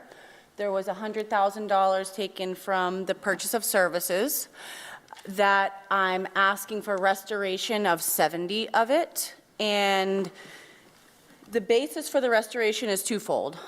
From consultants, my office pays for the third-party administration of our workers' compensation program.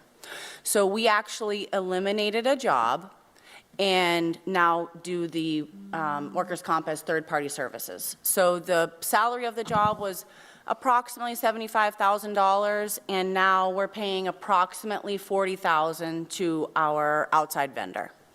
And that includes IOD for the police and public safety units, police and fire, as well as all of the City Hall workers in our normal workers' compensation program. So I've used the consultant line for that, and then modernization of the department between fiscal year 22 and fiscal year 23. I've created electronic records for the entire license commission, the workers' comp department that existed prior to sending out this work to a third party, and the law department. So all the records that existed that we had in our hands control of before I came into the role are now electronic and text searchable. So to pay the remaining balance of the workers' comp administration bill, I'm asking for $20,000 to be moved from my part-time salary line item, which ideally was going to be used for an intern. I did make a couple offers this year, and things are fairly competitive, so people took other opportunities, and I have not had to utilize the money. But we've actively interviewed folks, I've made offers, and I've tried to solicit people to come in and practice municipal law as law students. We still have the money, and I'd like to use it to pay the workers' comp bill. The other part of the 70 that I'm asking for is a transfer from court judgments to legal. And so very fortunately this year, you all funded my judgment line item with $250,000, and I've had to spend very minimally from it because of our successful defense of cases that have been brought against the city. Right now, there are over 20 active litigation cases that my office and/or outside counsel are defending. And so I'm asking to reallocate some of the money we haven't had to spend in judgments to the line to defend cases. Some of the types of things that we're doing right now are very specialized excessive force cases, some specialized construction litigation matters related to the public safety complex. We've utilized outside counsel in approximately 3 employment investigations while the HR department was building in FY23. And in order to fund the defense of the cases that we actively have, I'm asking for a reallocation of the money. And I'm happy to answer any questions that you might have. Councillor Lally. Thank you, Madam Chair. Really quickly, I just want to say, Madam Solicitor, how encouraging it is to know that we can confidently shift money from a judgment line item to a defense line item. Thank you. That's Thank you. very encouraging to have. That's all I had, Madam Chair. Thank you. Anyone else? So, first of all, I want to thank you for the work you do, because I've had to call you and rely on you many times over the year and a half or so, well, not quite year and a half that I've been on this council. So, I appreciate you always being there and, having the information I need, or being willing to do the research to get, what I'm looking for the issue at hand. You've really been very helpful to me in several matters, as you know. And as have some of the other folks in your department. So I just wanted to say that I do appreciate the great job you guys are doing. I'm sorry, I want to make sure I heard you right, and I'm going to assume you won't really be able to elaborate on this much publicly, but did you say we already have construction litigation involving the public safety complex? As you can imagine, it's a huge project. Folks from all over the Commonwealth and outside are looking at it, and everyone wants a chance to participate. So there is nothing going on that is holding up the progress of the project. Okay. And the bid process happens on a rolling basis. Okay. So folks that might not be the lowest bidder still want to make a claim for a stake for a chance to work on the project. Okay, so it's procurement stuff. Yes, sir. Okay. All right, thanks. I caught that, and I was like, but we haven't started it yet. Okay, thank you for clearing that up. So I'm going to go ahead and make a motion to postpone to the February 21st finance meeting. Second. Thank you. Councilors, all in favor? A motion's been made and properly seconded. In favor? Thank you. Opposed? Thank you. The motion passes. Thank you. Thank you. Council D'Agostino, thank you very much. Anytime anyone needs anything, happy to help. Thank you. Thank you. Madam Clerk? 9, ordered that the City Council authorizes the acceptance and expenditure of the total grant funds in the amount of $293,850 from the Commonwealth of Massachusetts Executive Office of Public Safety and Security's Office of Grants and Research, FY23 Municipal Public Safety Staffing Grant to the Brockton Police Department, FY23 Municipal Public Safety Staffing Grant Fund. Grant funds are provided to the Brockton Police Department to pay overtime wages for patrol shift minimum staffing, shift overruns, detective investigations, restraining order service, training, community policing activities. There is no match required. Invited, Brenda Perez, Police Chief, Steve Williamson, Captain, Eugenia Lopes, Grant Coordinator, and Troy Clarkson, Chief Financial Officer. Good evening, Chief Perez. Good evening, councilors. Good evening, Madam President. Thank you for having me. This grant, the municipal staffing grant, is no match. We usually use this grant for police overtime to fill shifts. In FY22, we covered 4,087 hours of overtime, equal to 510 shifts. Councilors, question? Motion to recommend favorably. Second. On the motion. Okay, Councilor Rodriguez. I'm for this, but I just need to ask the chief a quick question. Chief, you were sitting in the back and you heard what Council Falwell was saying in terms of, what can we do to bring the numbers up to a reasonable number here in the city so we can put some of those boots on the ground in the sense to help us with a police presence like a foot presence throughout the city in the sense. What can we actually do in terms of, one, helping you with that, and two, what will it take in terms of manpower to get to a level where we have officers doing what Council Falwell was saying? So we currently are authorized 206. We are understaffed. We're about 186. And I was going to talk about that during my presentation. However, we do have a plan in place currently we have backgrounds on 10 for 10 new recruits. We have 5, I believe, in the academy right now. We also have a transfer from the school department coming in, hopefully by the second week of February. And we also have transfers that we've opened up to see if anybody's interested in coming to the city. And like the mayor said, we had 17 people apply. And we also have another 10 that we're looking to do backgrounds in the fall. So we have what we believe is a really aggressive plan to try to get to that 206 authorized number.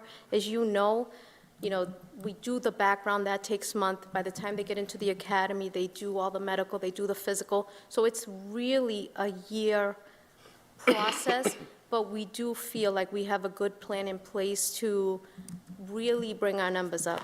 What we have is, obviously, we have retirements. We hire 3 people, and in 3 weeks, we lose 2 because they retired, and so we have that constant, we're trying to boost our numbers, but we have people retiring at the same time. So I think that this year we have a really good plan in place to actually get to those numbers, to be able to do more of the proactive stuff that we are doing, and I'll speak about that later on. Well, if you're going to speak about that later on, that's all I have, Thank Madam you. Chair. Councilor Minichiello. Good evening, Chief. How are you? Good evening. I think you heard me talking about some of the little things that people in the city want done. And you've always helped me out when I call you up and ask you to have someone pay attention to a certain street or neighborhood where the neighbors are calling up saying there's just too many cars driving too fast, or huge trucks going in streets that they're not supposed to be on, and driving too fast in certain neighborhoods that are very dense in population. Those are the kind of things that, the Brocktonians, really are paying attention to. It's sort of the enjoyment of life, the peaceful enjoyment of their homes, their yards, wanting to go to bed at a reasonable hour and not being kept up by, late night crazy parties. When you have little kids, you're trying to get to bed. And you're dealing with this nonsense, and again, the police station is busy doing all sorts of important calls, but those are the little things that people are bothered by, and when the public sees us transferring monies of this amount of money for overtime and salaries and these sort of expenses that are justified, they have no problem with it as long as they feel like, well, it's not the wild, wild west here in Brockton. We're getting something in return. We're getting, I can have my kid ride their bike in the street and not worry that they're going to get run over by some fools running through the neighborhood at too fast, a speed, or my wife is walking the stroller with the baby, or whatever. Whatever it is. These are the small things that people don't mind paying for, but they want to see that there's the little things that are nuisance things and interfere with the peaceful enjoyment of an honest taxpayer and living here in a city that they want just a normal quality of life that everyone else in another adjoining town enjoys. That matters to people, and I know you understand that. So all I'm saying is, please, in the back of your mind, remember it's the little things too that normal law-abiding citizens who never really pick up the phone are just trying to, deal with day to day, to pay their taxes, to pay their bills, to have a nice home, keep their home up. but they don't want in front of their home, a racetrack, especially like some of those streets, that cut across from Belmont to West Elm Street, people, Belcher Ave, they're flying through those neighborhoods, or, you know the streets, in the spots.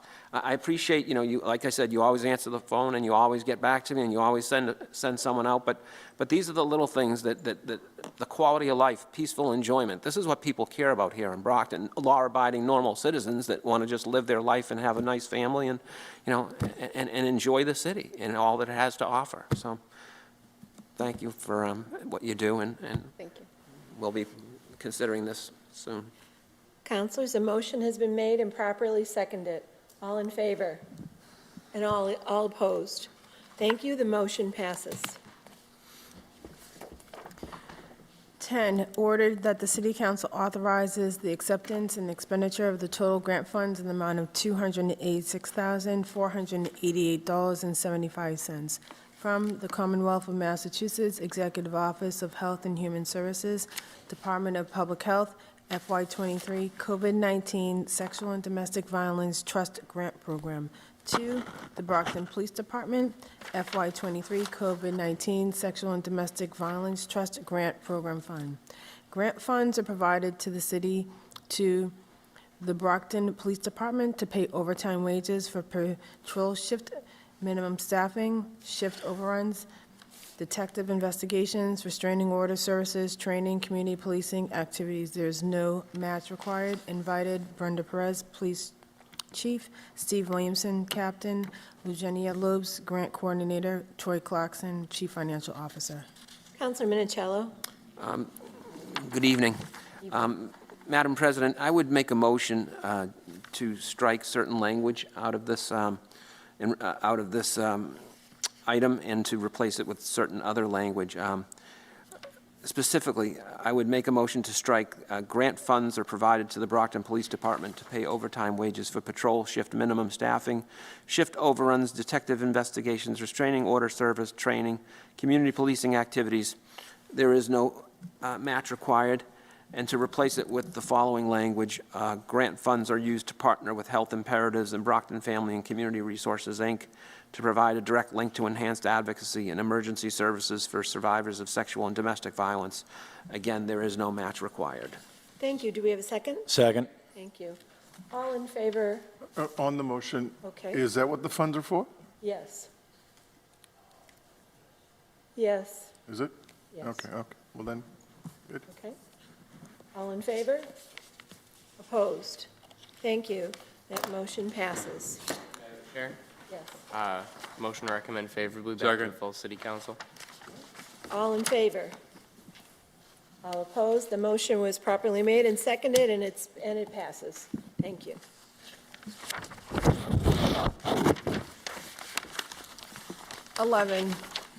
Ordered that the City Council authorizes the acceptance and expenditure of the total grant funds in the amount of $718,400 from the Commonwealth of Massachusetts Executive Office of Public Safety and Security Office of Grants and Research, FY23 Senator Charles E. Shannon, Jr. Community Safety Initiative Grant. To the Brockton Police Department, FY23 Senator Charles E. Shannon, Jr. Community Safety Initiative Grant Fund. These grant funds will pay for gang prevention efforts throughout the city. Police overtime will be used for outreach efforts to at-risk youth, hotspots, submissions by the Brockton Police Department Gang Unit, and SRO school police home visits. This award will also fund the Old Colony YMCA street development through its Kids Connect program, provide camp ships at the Boys and Girls Club, create services from luminosity, and the grant funds will also allow strategies for youth to continue to introduce their juvenile justice Jeopardy game and foster relationships with the at-risk youth, and the law health imperatives to educate youth about dating violence, and the free captive ministry to teach STEM education via one-on-one coaching and mentoring. The match consists of an in-kind services only. Good evening, Chief Perez. Good evening. This grant is the city's signature anti-violence at youth risk. We have both funded and unfunded partners, and we try to give our youth and come up with a program that provides wraparound services with trauma-informed police, trauma-informed recreational activities, camperships. We have a jobs program under this grant. We also have memberships because we want our youth to be, have opportunities for recreational activities and also be able to provide services that they need. So we've partnered with different companies throughout the city to be able to provide as much of those services to our youth as we possibly can. So there is a 25% match that we do in kind, and our partners do also in kind. Thank you. Councilors? Motion to recommend favorably back to Second. the full city council. Okay, the motion has been made. It's properly seconded. All in favor? Opposed? Thank you, Chief. Madam Chair? Madam Chair? Oh, go ahead. Go ahead. Thank you, Counselor. I'd like to motion that we take items number 12 through 16 collectively. Second. All in favor? Opposed? Thank you. The motion passes. You want to read them? 12 Good evening, Clerk Cruz. Good evening. These need to be read, so. orders. 12 orders. Pawnbrokers are to deliver a list of purchased pawned articles to the Chief of Police. Invited Timothy Cruz, City Clerk. We're taking all of them, correct? Orders, rules and regulations governing motor vehicles for hire under Chapter 159A for the carrying of passengers. Invited Timothy Cruz, City Clerk. Orders the assessors to act as agents of the City Council in matter of apportionment of betterments. Invited Timothy Cruz, City Clerk. Orders clerk to give notice of hearings before council. Invited Timothy Cruz, City Clerk. And orders regulations governing the operations of hawkers and peddlers within the city of Brockton. Invited Timothy Cruz, City Clerk. Good evening again. Good evening. Councilors, this is truly a housekeeping issue that historically, since long before I've been on the council, have been filed at the first meeting of every year. They essentially were the rules of the council years ago. So these were filed, and because we had new councilors, our new president asked if they be sent to finance so I could explain them to you, although it's been a good eye-opening lesson for me, because in these couple of weeks, Attorney Resnick and I have gone back through, and we are going to ask you to vote on these tonight, but this will be the last time you'll see them because they don't need to be under the rules of the council anymore. All of these through the years, and some of these have gone back 50 years, that the council has always had to vote for these at the first meeting of the year, just to, for instance, make the assessors the agents of the council in the apportionments. Well, that's not how our law reads now. The assessors are we don't need to appoint them, they already are the assessors in a matter of apportionments. So I'm going to ask you to vote yes on these, and if you have any individual questions, I'll certainly answer them. But this will be the last year you'll be voting on them, because we really, as Attorney Resnick and I have done our due diligence, as Mayor Sullivan used to always say, we realize these don't need to come in front of you anymore, because all of them are within, either mentioned in the state law or the city ordinance that covers them. So you don't need to be doing this. It's just a matter of cutting some paperwork down, that this will be the last time you'll have to do them. And again, if you have any questions on any in particular, I'd certainly answer them, but they're mostly old items that, rules and regulations for motor vehicles goes back 75 years, that these are now part of the state law and city ordinances, so we don't need to yearly vote on these anymore to do this. So, but I will ask that we vote for them this year, just so we don't have anybody coming in and saying, well, you didn't vote on them. So, but this will be the last time, I believe, and be the last time we'll have to sit here till 9 o'clock for housekeeping issues. Councilor Thompson. Thank you, Madam Chair. Yeah, I was just going to ask if they're not required, not that they in the future would be not required, but actually not required today. Probably true, and we did talk about whether we'd even just say, the problem is it's on the agenda, and if we don't do something, it stays here. So I don't want to ask you to table them. Because we've asked for a vote, Attorney Resnick and I and our chairman, who obviously is an attorney also, it's better to do the affirmative than not do anything. But if you voted no, I don't believe there'd be any issue. but my thought is why even give a possibility of an issue down the road, So speaking with legislative counsel, it's your opinion that instead of tabling it, we should just move forward, vote for it, put it behind us? Put it behind us. Just to make sure, I mean, you're an attorney, if we said no or tabled it, I don't think there's an issue. But just in case, I would prefer that we have a yes vote, be done with it, because we've done it historically. But again, we won't be bringing these forward unless some information were to come to me in the next months before next year that said that, but we've been pretty extensively researching this, the two of us, and most of these go back long before, some of these long before Councilor Farwell was born, so. That far? Yes. Okay, wow. Okay, so if I would make a motion to collectively approve agenda items 12 through 16 for approval for the full city council. Second. Thank you. A motion's been made and properly seconded. All in favor? All opposed? Thank you. The motion Thank you. passes.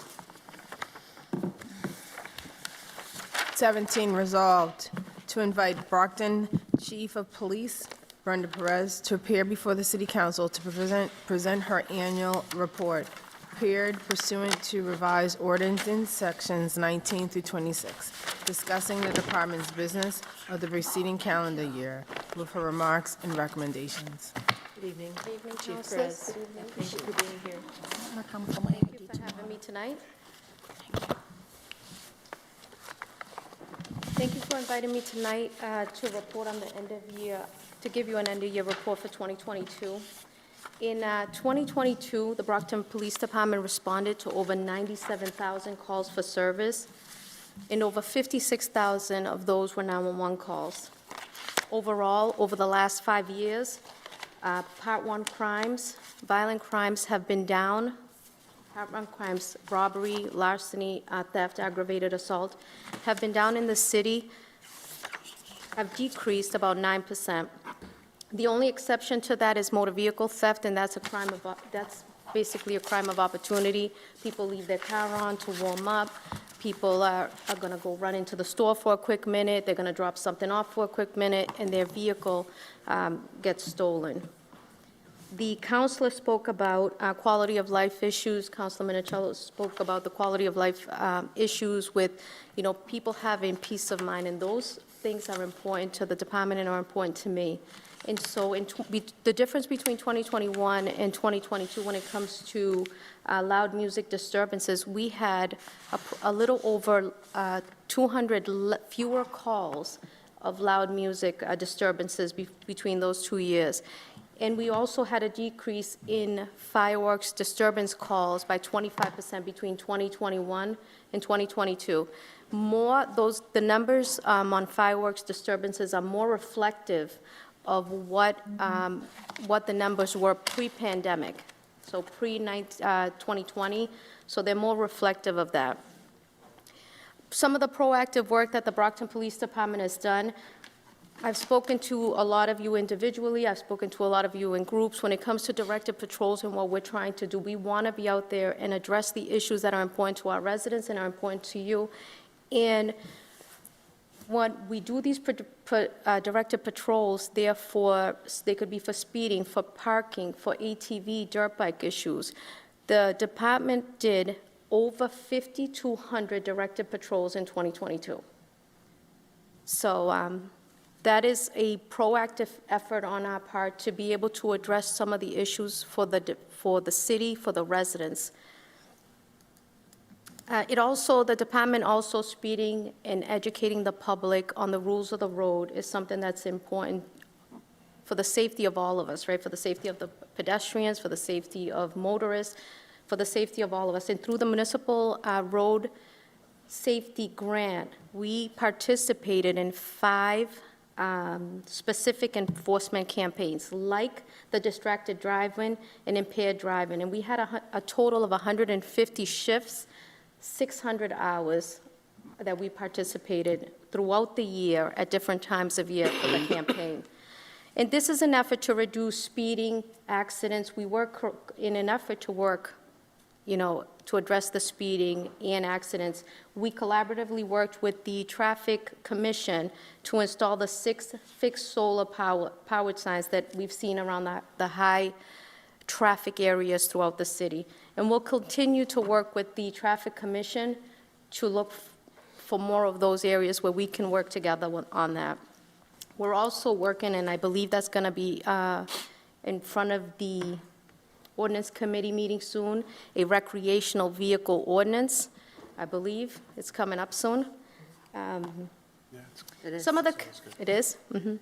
Some of the community outreach that we've done, our offices participate and are there when it comes to the kids' road races at DW, some of the cancer walk, if the DV, the domestic violence survivors walk.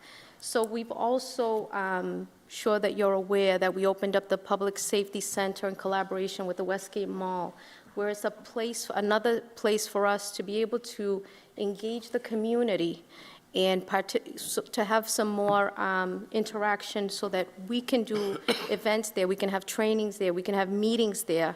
And so that's open, and we have offices going, we have offices there. I know that the council spoke about walking beats. Last year, we did start late in 2022. However, we did have 60 shifts of walking beats to downtown Campello and Montello for a total of 240 hours of walk-in beats. We also have the Brockton Link-Up Grant, which we'll talk about that when I get to the grant section, but that had 84 shifts with a total of 896 areas to 96 hours, and that covers a lot of this downtown area, and that is separated by crime maps, by crime data that we've put together to see where we can outreach, where we can do some of these quality of life issues. So we do have, besides our normal patrol, we are focusing on the areas that we've seen the data shows with our crime analysts, with our crime analysis, that the data shows are areas that we should be focusing on, whether that is for violence, whether that is for guns, whether that is for drug activity. When it comes to our grants, we have a variety of grants ranging from necessary equipment like vests, but also we have a lot of community outreach. I believe that the police department is the natural link between the residents and the many resources that the city has to offer. As such, we've applied for grants to make those connections with many partners and stakeholders throughout the city. We talked about the Shannon Grant earlier today, and we talked about that that's the city's signature youth crime prevention grant. And there's four goals to that grant. We have a jobs program. We want our youth to be gainfully employed. We have a payment for membership for campus shifts to keep them busy in the summer. We also have memberships to the YMCA and the Boys and Girls Club for the same thing, so that they can have a place to go and participate in whatever activities they want. We also have trauma-informed services available to the youth and case management for them. Again, we try to give a wraparound service with not only recreational, but any services that they may need through our partners. Another grant that we have, and not sure if a lot of people know about that, it's a jail diversion grant.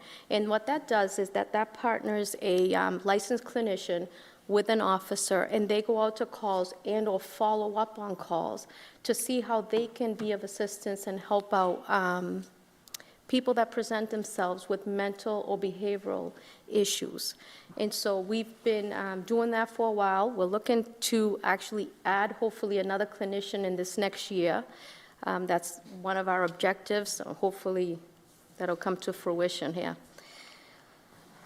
The health and wellness of the Brockton police officers is very important to me, my executive staff, and I believe the city. And so with that in mind, we also applied for a grant and received the health and wellness, the law enforcement health and wellness grant. And we were able to establish a peer support team with 20 civilian licensed clinician and law enforcement officers so that they are available for our officers if they need it, when going to a call, or just if they need someone to talk to. So that's something that we want to make sure that our officers are good when they go to these calls and the stuff that they see. The car seat program is near and dear to me. It's been going on for at least 18 years, and sometimes we've had funding, sometimes we have not. However, we are grateful for the funding we've had over the last couple of years, and we've helped a lot of families in the city. And it's not only about just educating the parents on how to properly safeguard their children, but also being able to protect some of the smallest residents that we have in the city. So that's something, we have multiple languages, we have certified technicians, and so that's something that I foresee hopefully getting more funding for and being able to help more families throughout the city. Lastly, we talked today a little bit about the COVID sexual and domestic violence grant. That grant is new, and unfortunately, we have victims in the city that have suffered sexual or domestic, that have been the victims of sexual or domestic violence, that need a helping hand. Many survivors we encounter find themselves struggling with necessities every day, and this grant we applied for and were awarded gives 100% of the money to two of our partners, which are Family Community Resources and Health Imperatives, to ensure that victims and survivors have access to services and resources that they need. It's delivered in a safe and compassionate manner. We also have a civilian advocate in the department working full-time that we'll be able to facilitate making those connections for our survivors and our victims to get those services that they need. When it comes to department operations, we talked a little bit about it. We're authorized 206. We're at 186. As you know, last year, we lost 2 active members, Lieutenant James Baroud and Officer Sean Bezerick.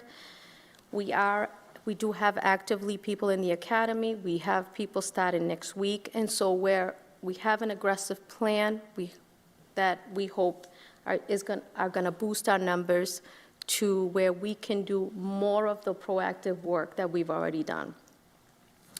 The department, our officers are continuously training. We have mandatory training that we do, but we also do extra training. Our officers over the last 2 years have done anti-harassment and have done microaggressions, suicide prevention, what if it were your family, training, and handling mental health calls. So we're always constantly training our staff. Like many police departments, recruiting is a challenge. Like we've talked about, this is throughout the entire nation. And one positive aspect has been our cadet program, to which in 2022 we expanded to 6. So we have 6 full-time cadets working. And I think that the training that they're receiving, everything that they're learning they've been an asset to the police department that has been very welcome, and they're helping in ways that we didn't even foresee. So it's been a great success.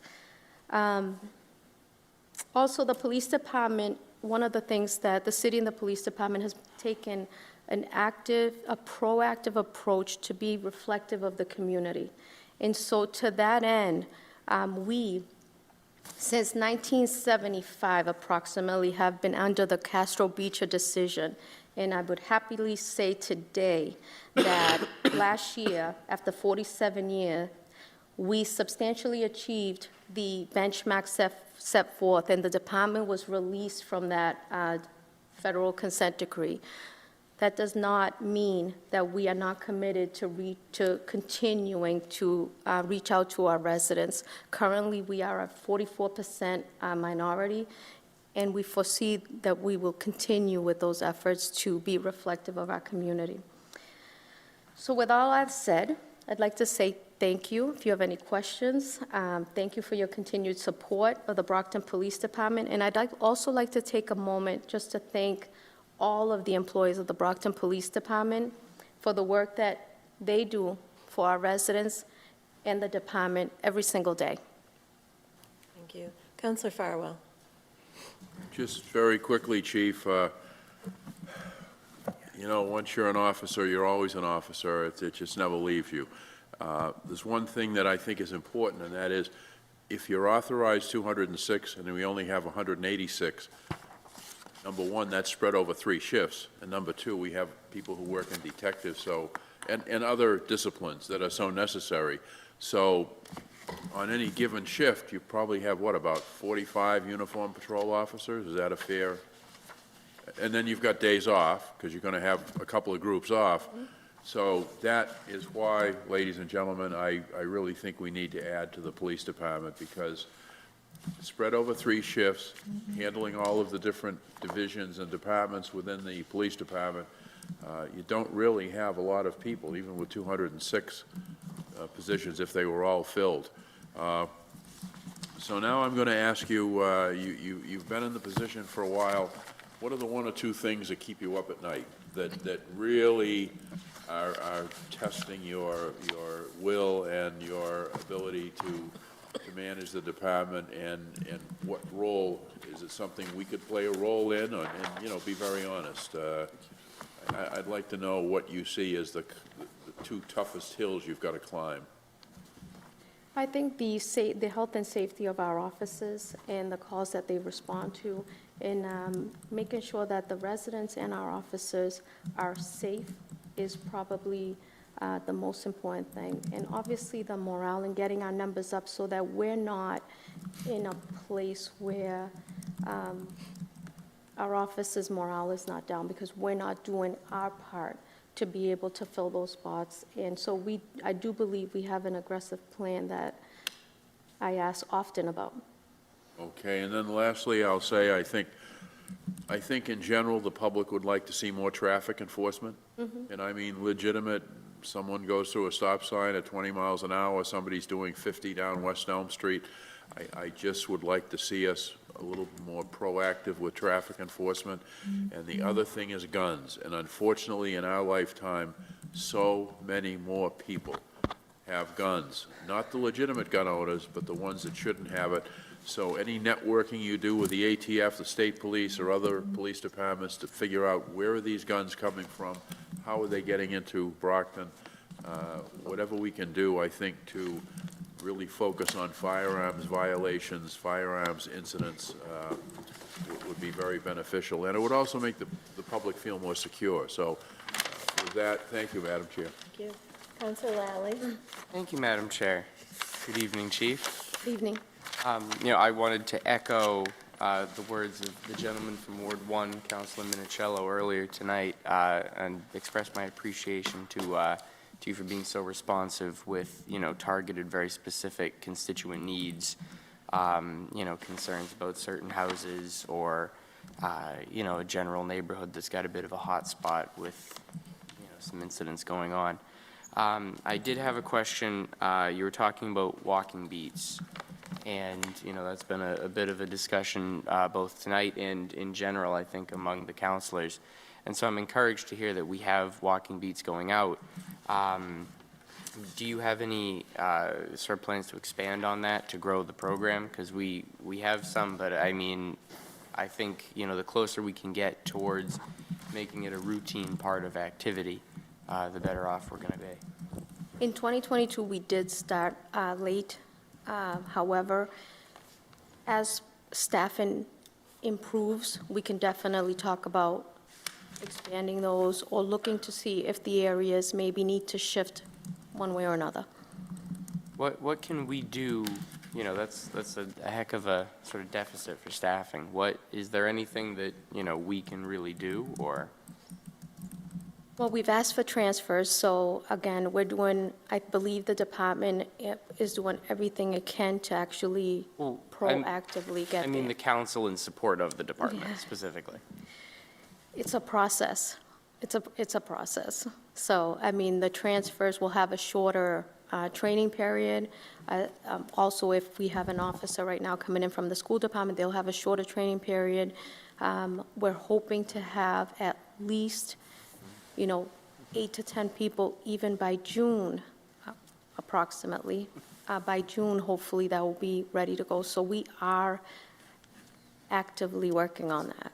So, and again, your support here, all of your support is really what's important for the police department, and we have that, so.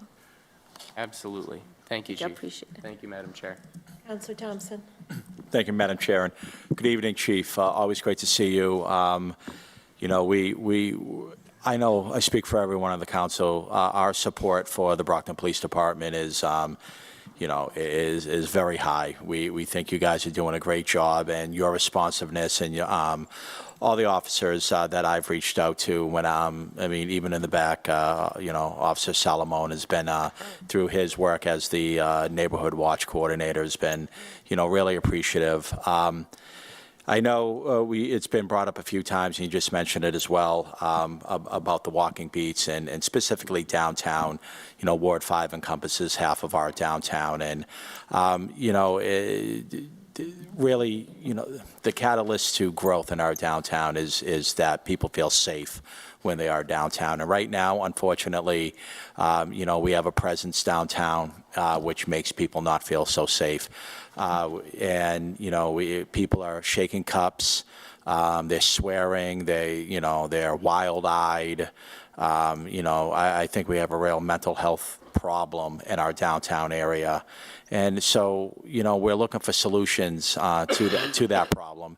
And we're working on a few of them. The removal of Father Bill's downtown, I think, will be a step in the right direction.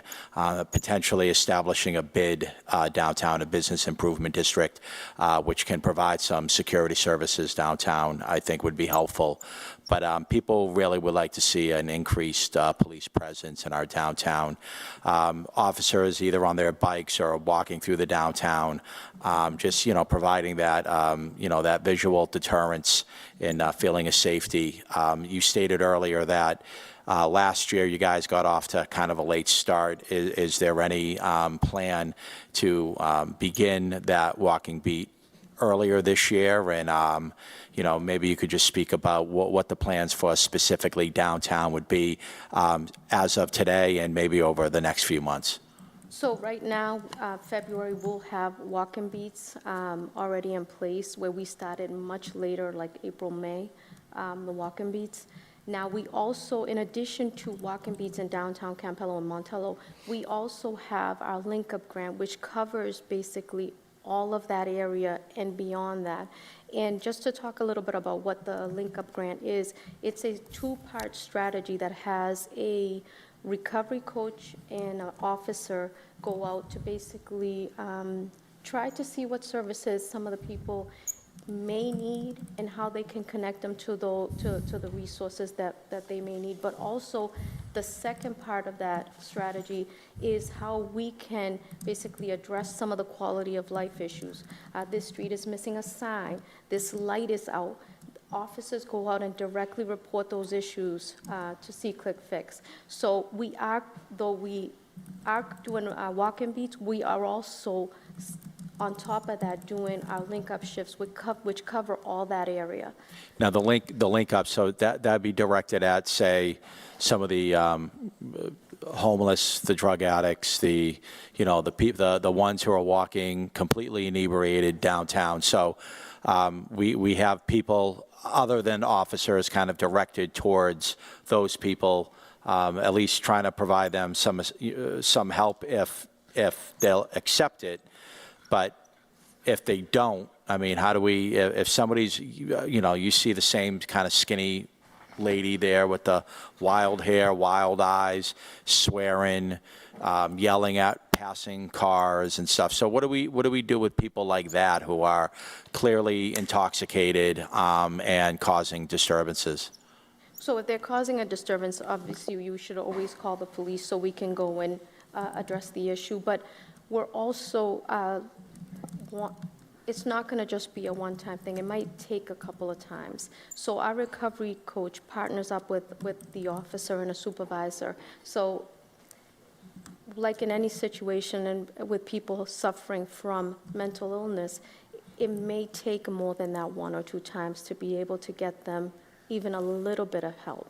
So I think the answer is to just continue to take those proactive steps to be able to help in the areas that they want help in at the time, and hopefully bring them in to be able to get more assistance that they may need.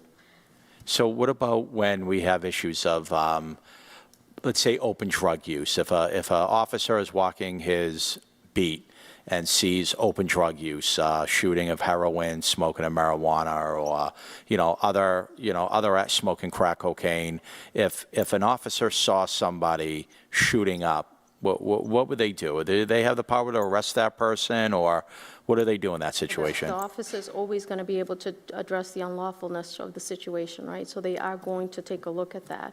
And I would believe that they would look at, do they need any type of medical attention first and foremost if they're actively using or shooting up, like you said. Okay, and what about I'm now starting to see more tents go up downtown. And a lot of these coves under the bridge, and then other building areas and their little, their entrance or something. I'm starting to see tents go up. If a police officer was walking his beat and saw a tent go up and somebody occupying that tent, what would be done in that situation? So when it comes to the homeless situation, that's not just something that is a one department solution, right? It takes a collaborative effort from many different departments to be able to address, the homeless issue when it comes to social services, when it comes to being out on the street or, building tents on the sidewalk. So that takes more of a collaborative effort from different departments from the city. So that would be a more collaborative approach.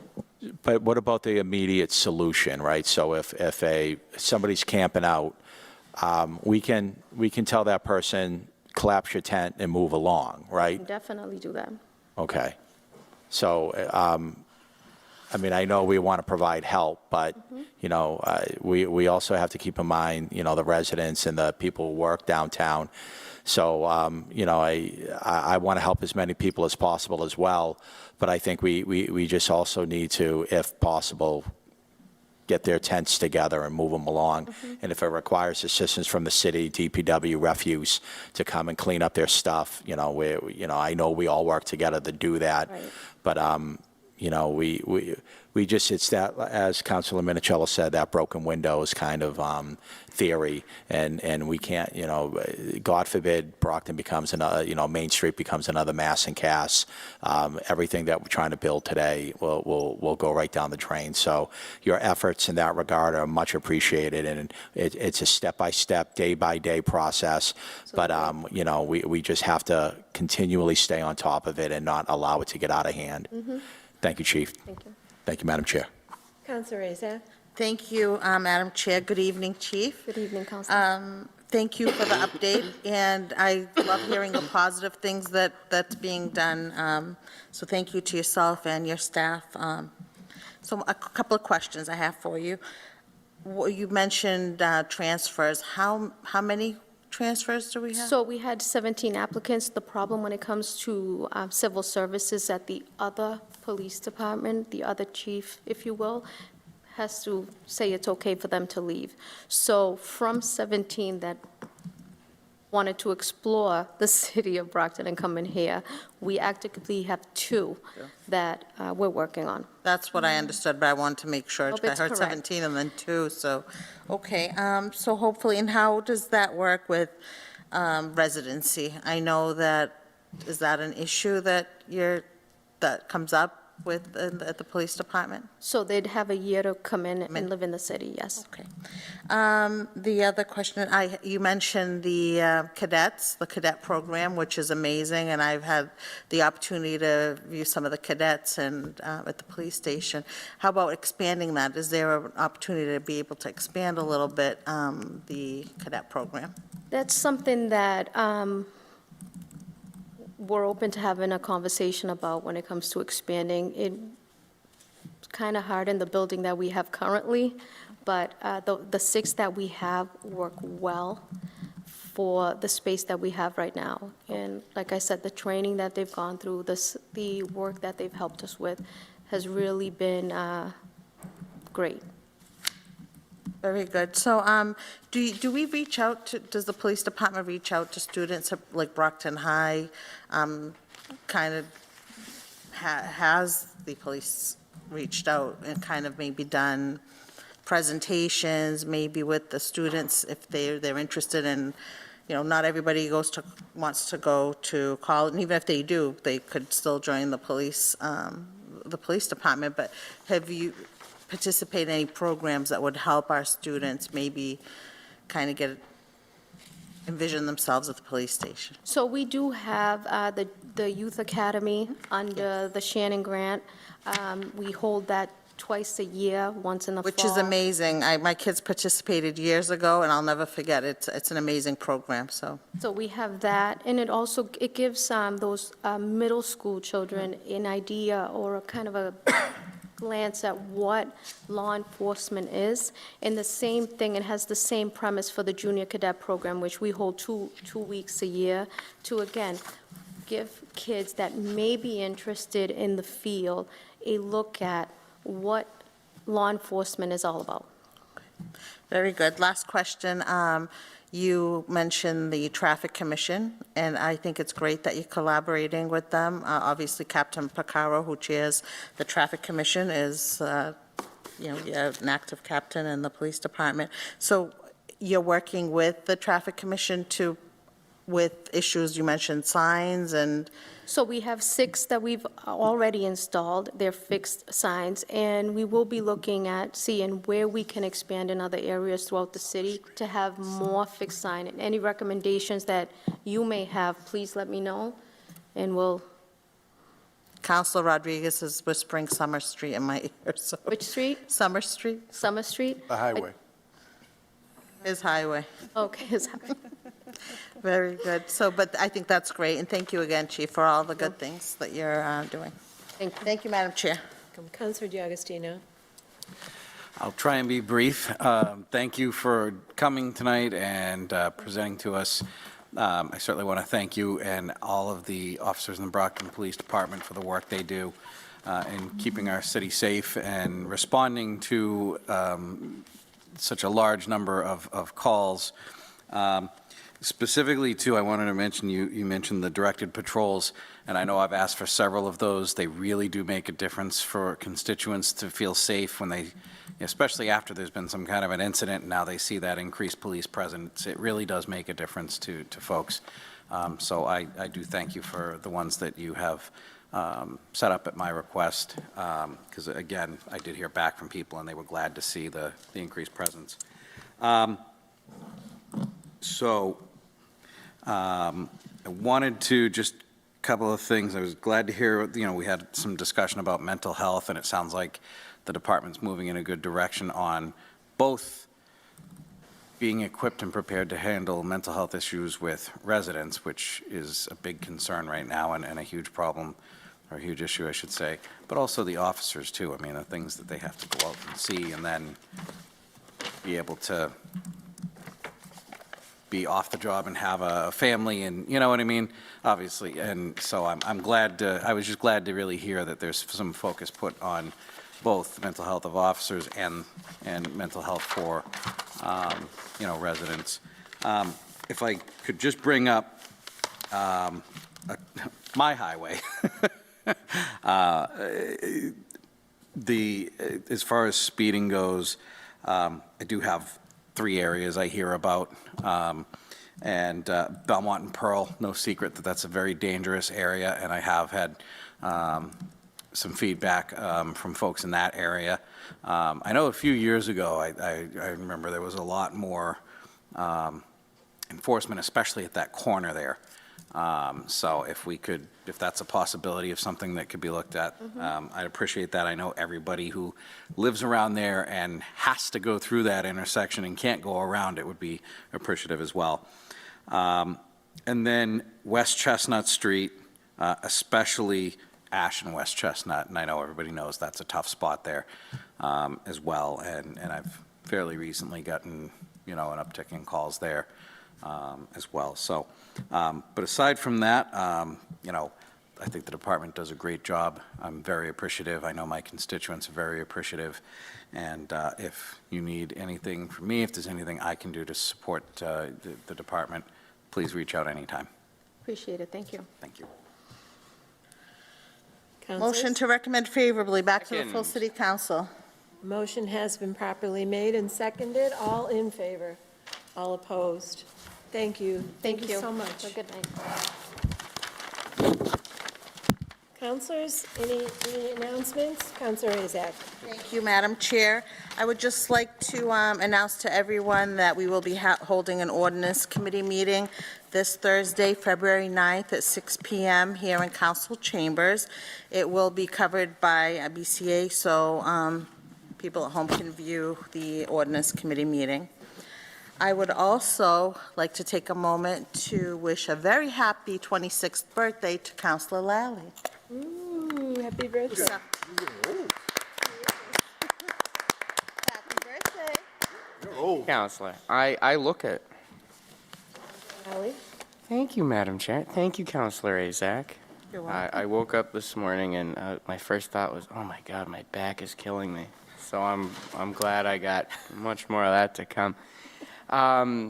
So I'll be very brief. I wanted to announce to the folks at home that we will be having a Ward 6 ward meeting on Thursday, February 16th at 6:30 p.m. at the Brookfield Elementary School.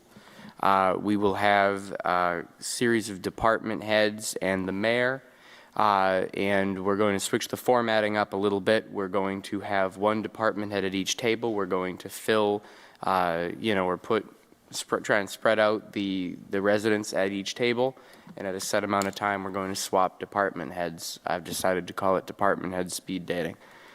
But we'll have that all set up. I think that'll be a great opportunity for people to get a much more one-on-one experience, be able to get their questions asked and answered, and get to know the people that are serving them, administering the city. Thank you, Madam Chair. Thank you. Anyone else? Counselors, we're adjourned.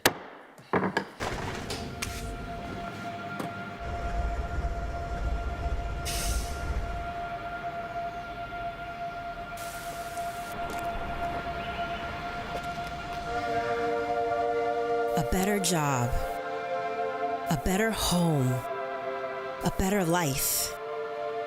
Who hasn't wished for these things, worked for them, and sought a place where they had a better chance of becoming real? For generations, Brockton has welcomed those seeking something better.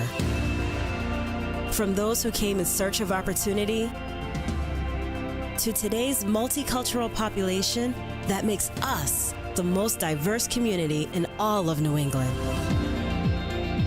Brockton is a place where homes are more affordable, communities closer, where a strong and talented workforce fuels the success of businesses big and small, and the vision of a more diverse and equitable America is being realized every day. It's where ideas take root, businesses grow, communities thrive, new beginnings unfold, and the promise of a better life is kept.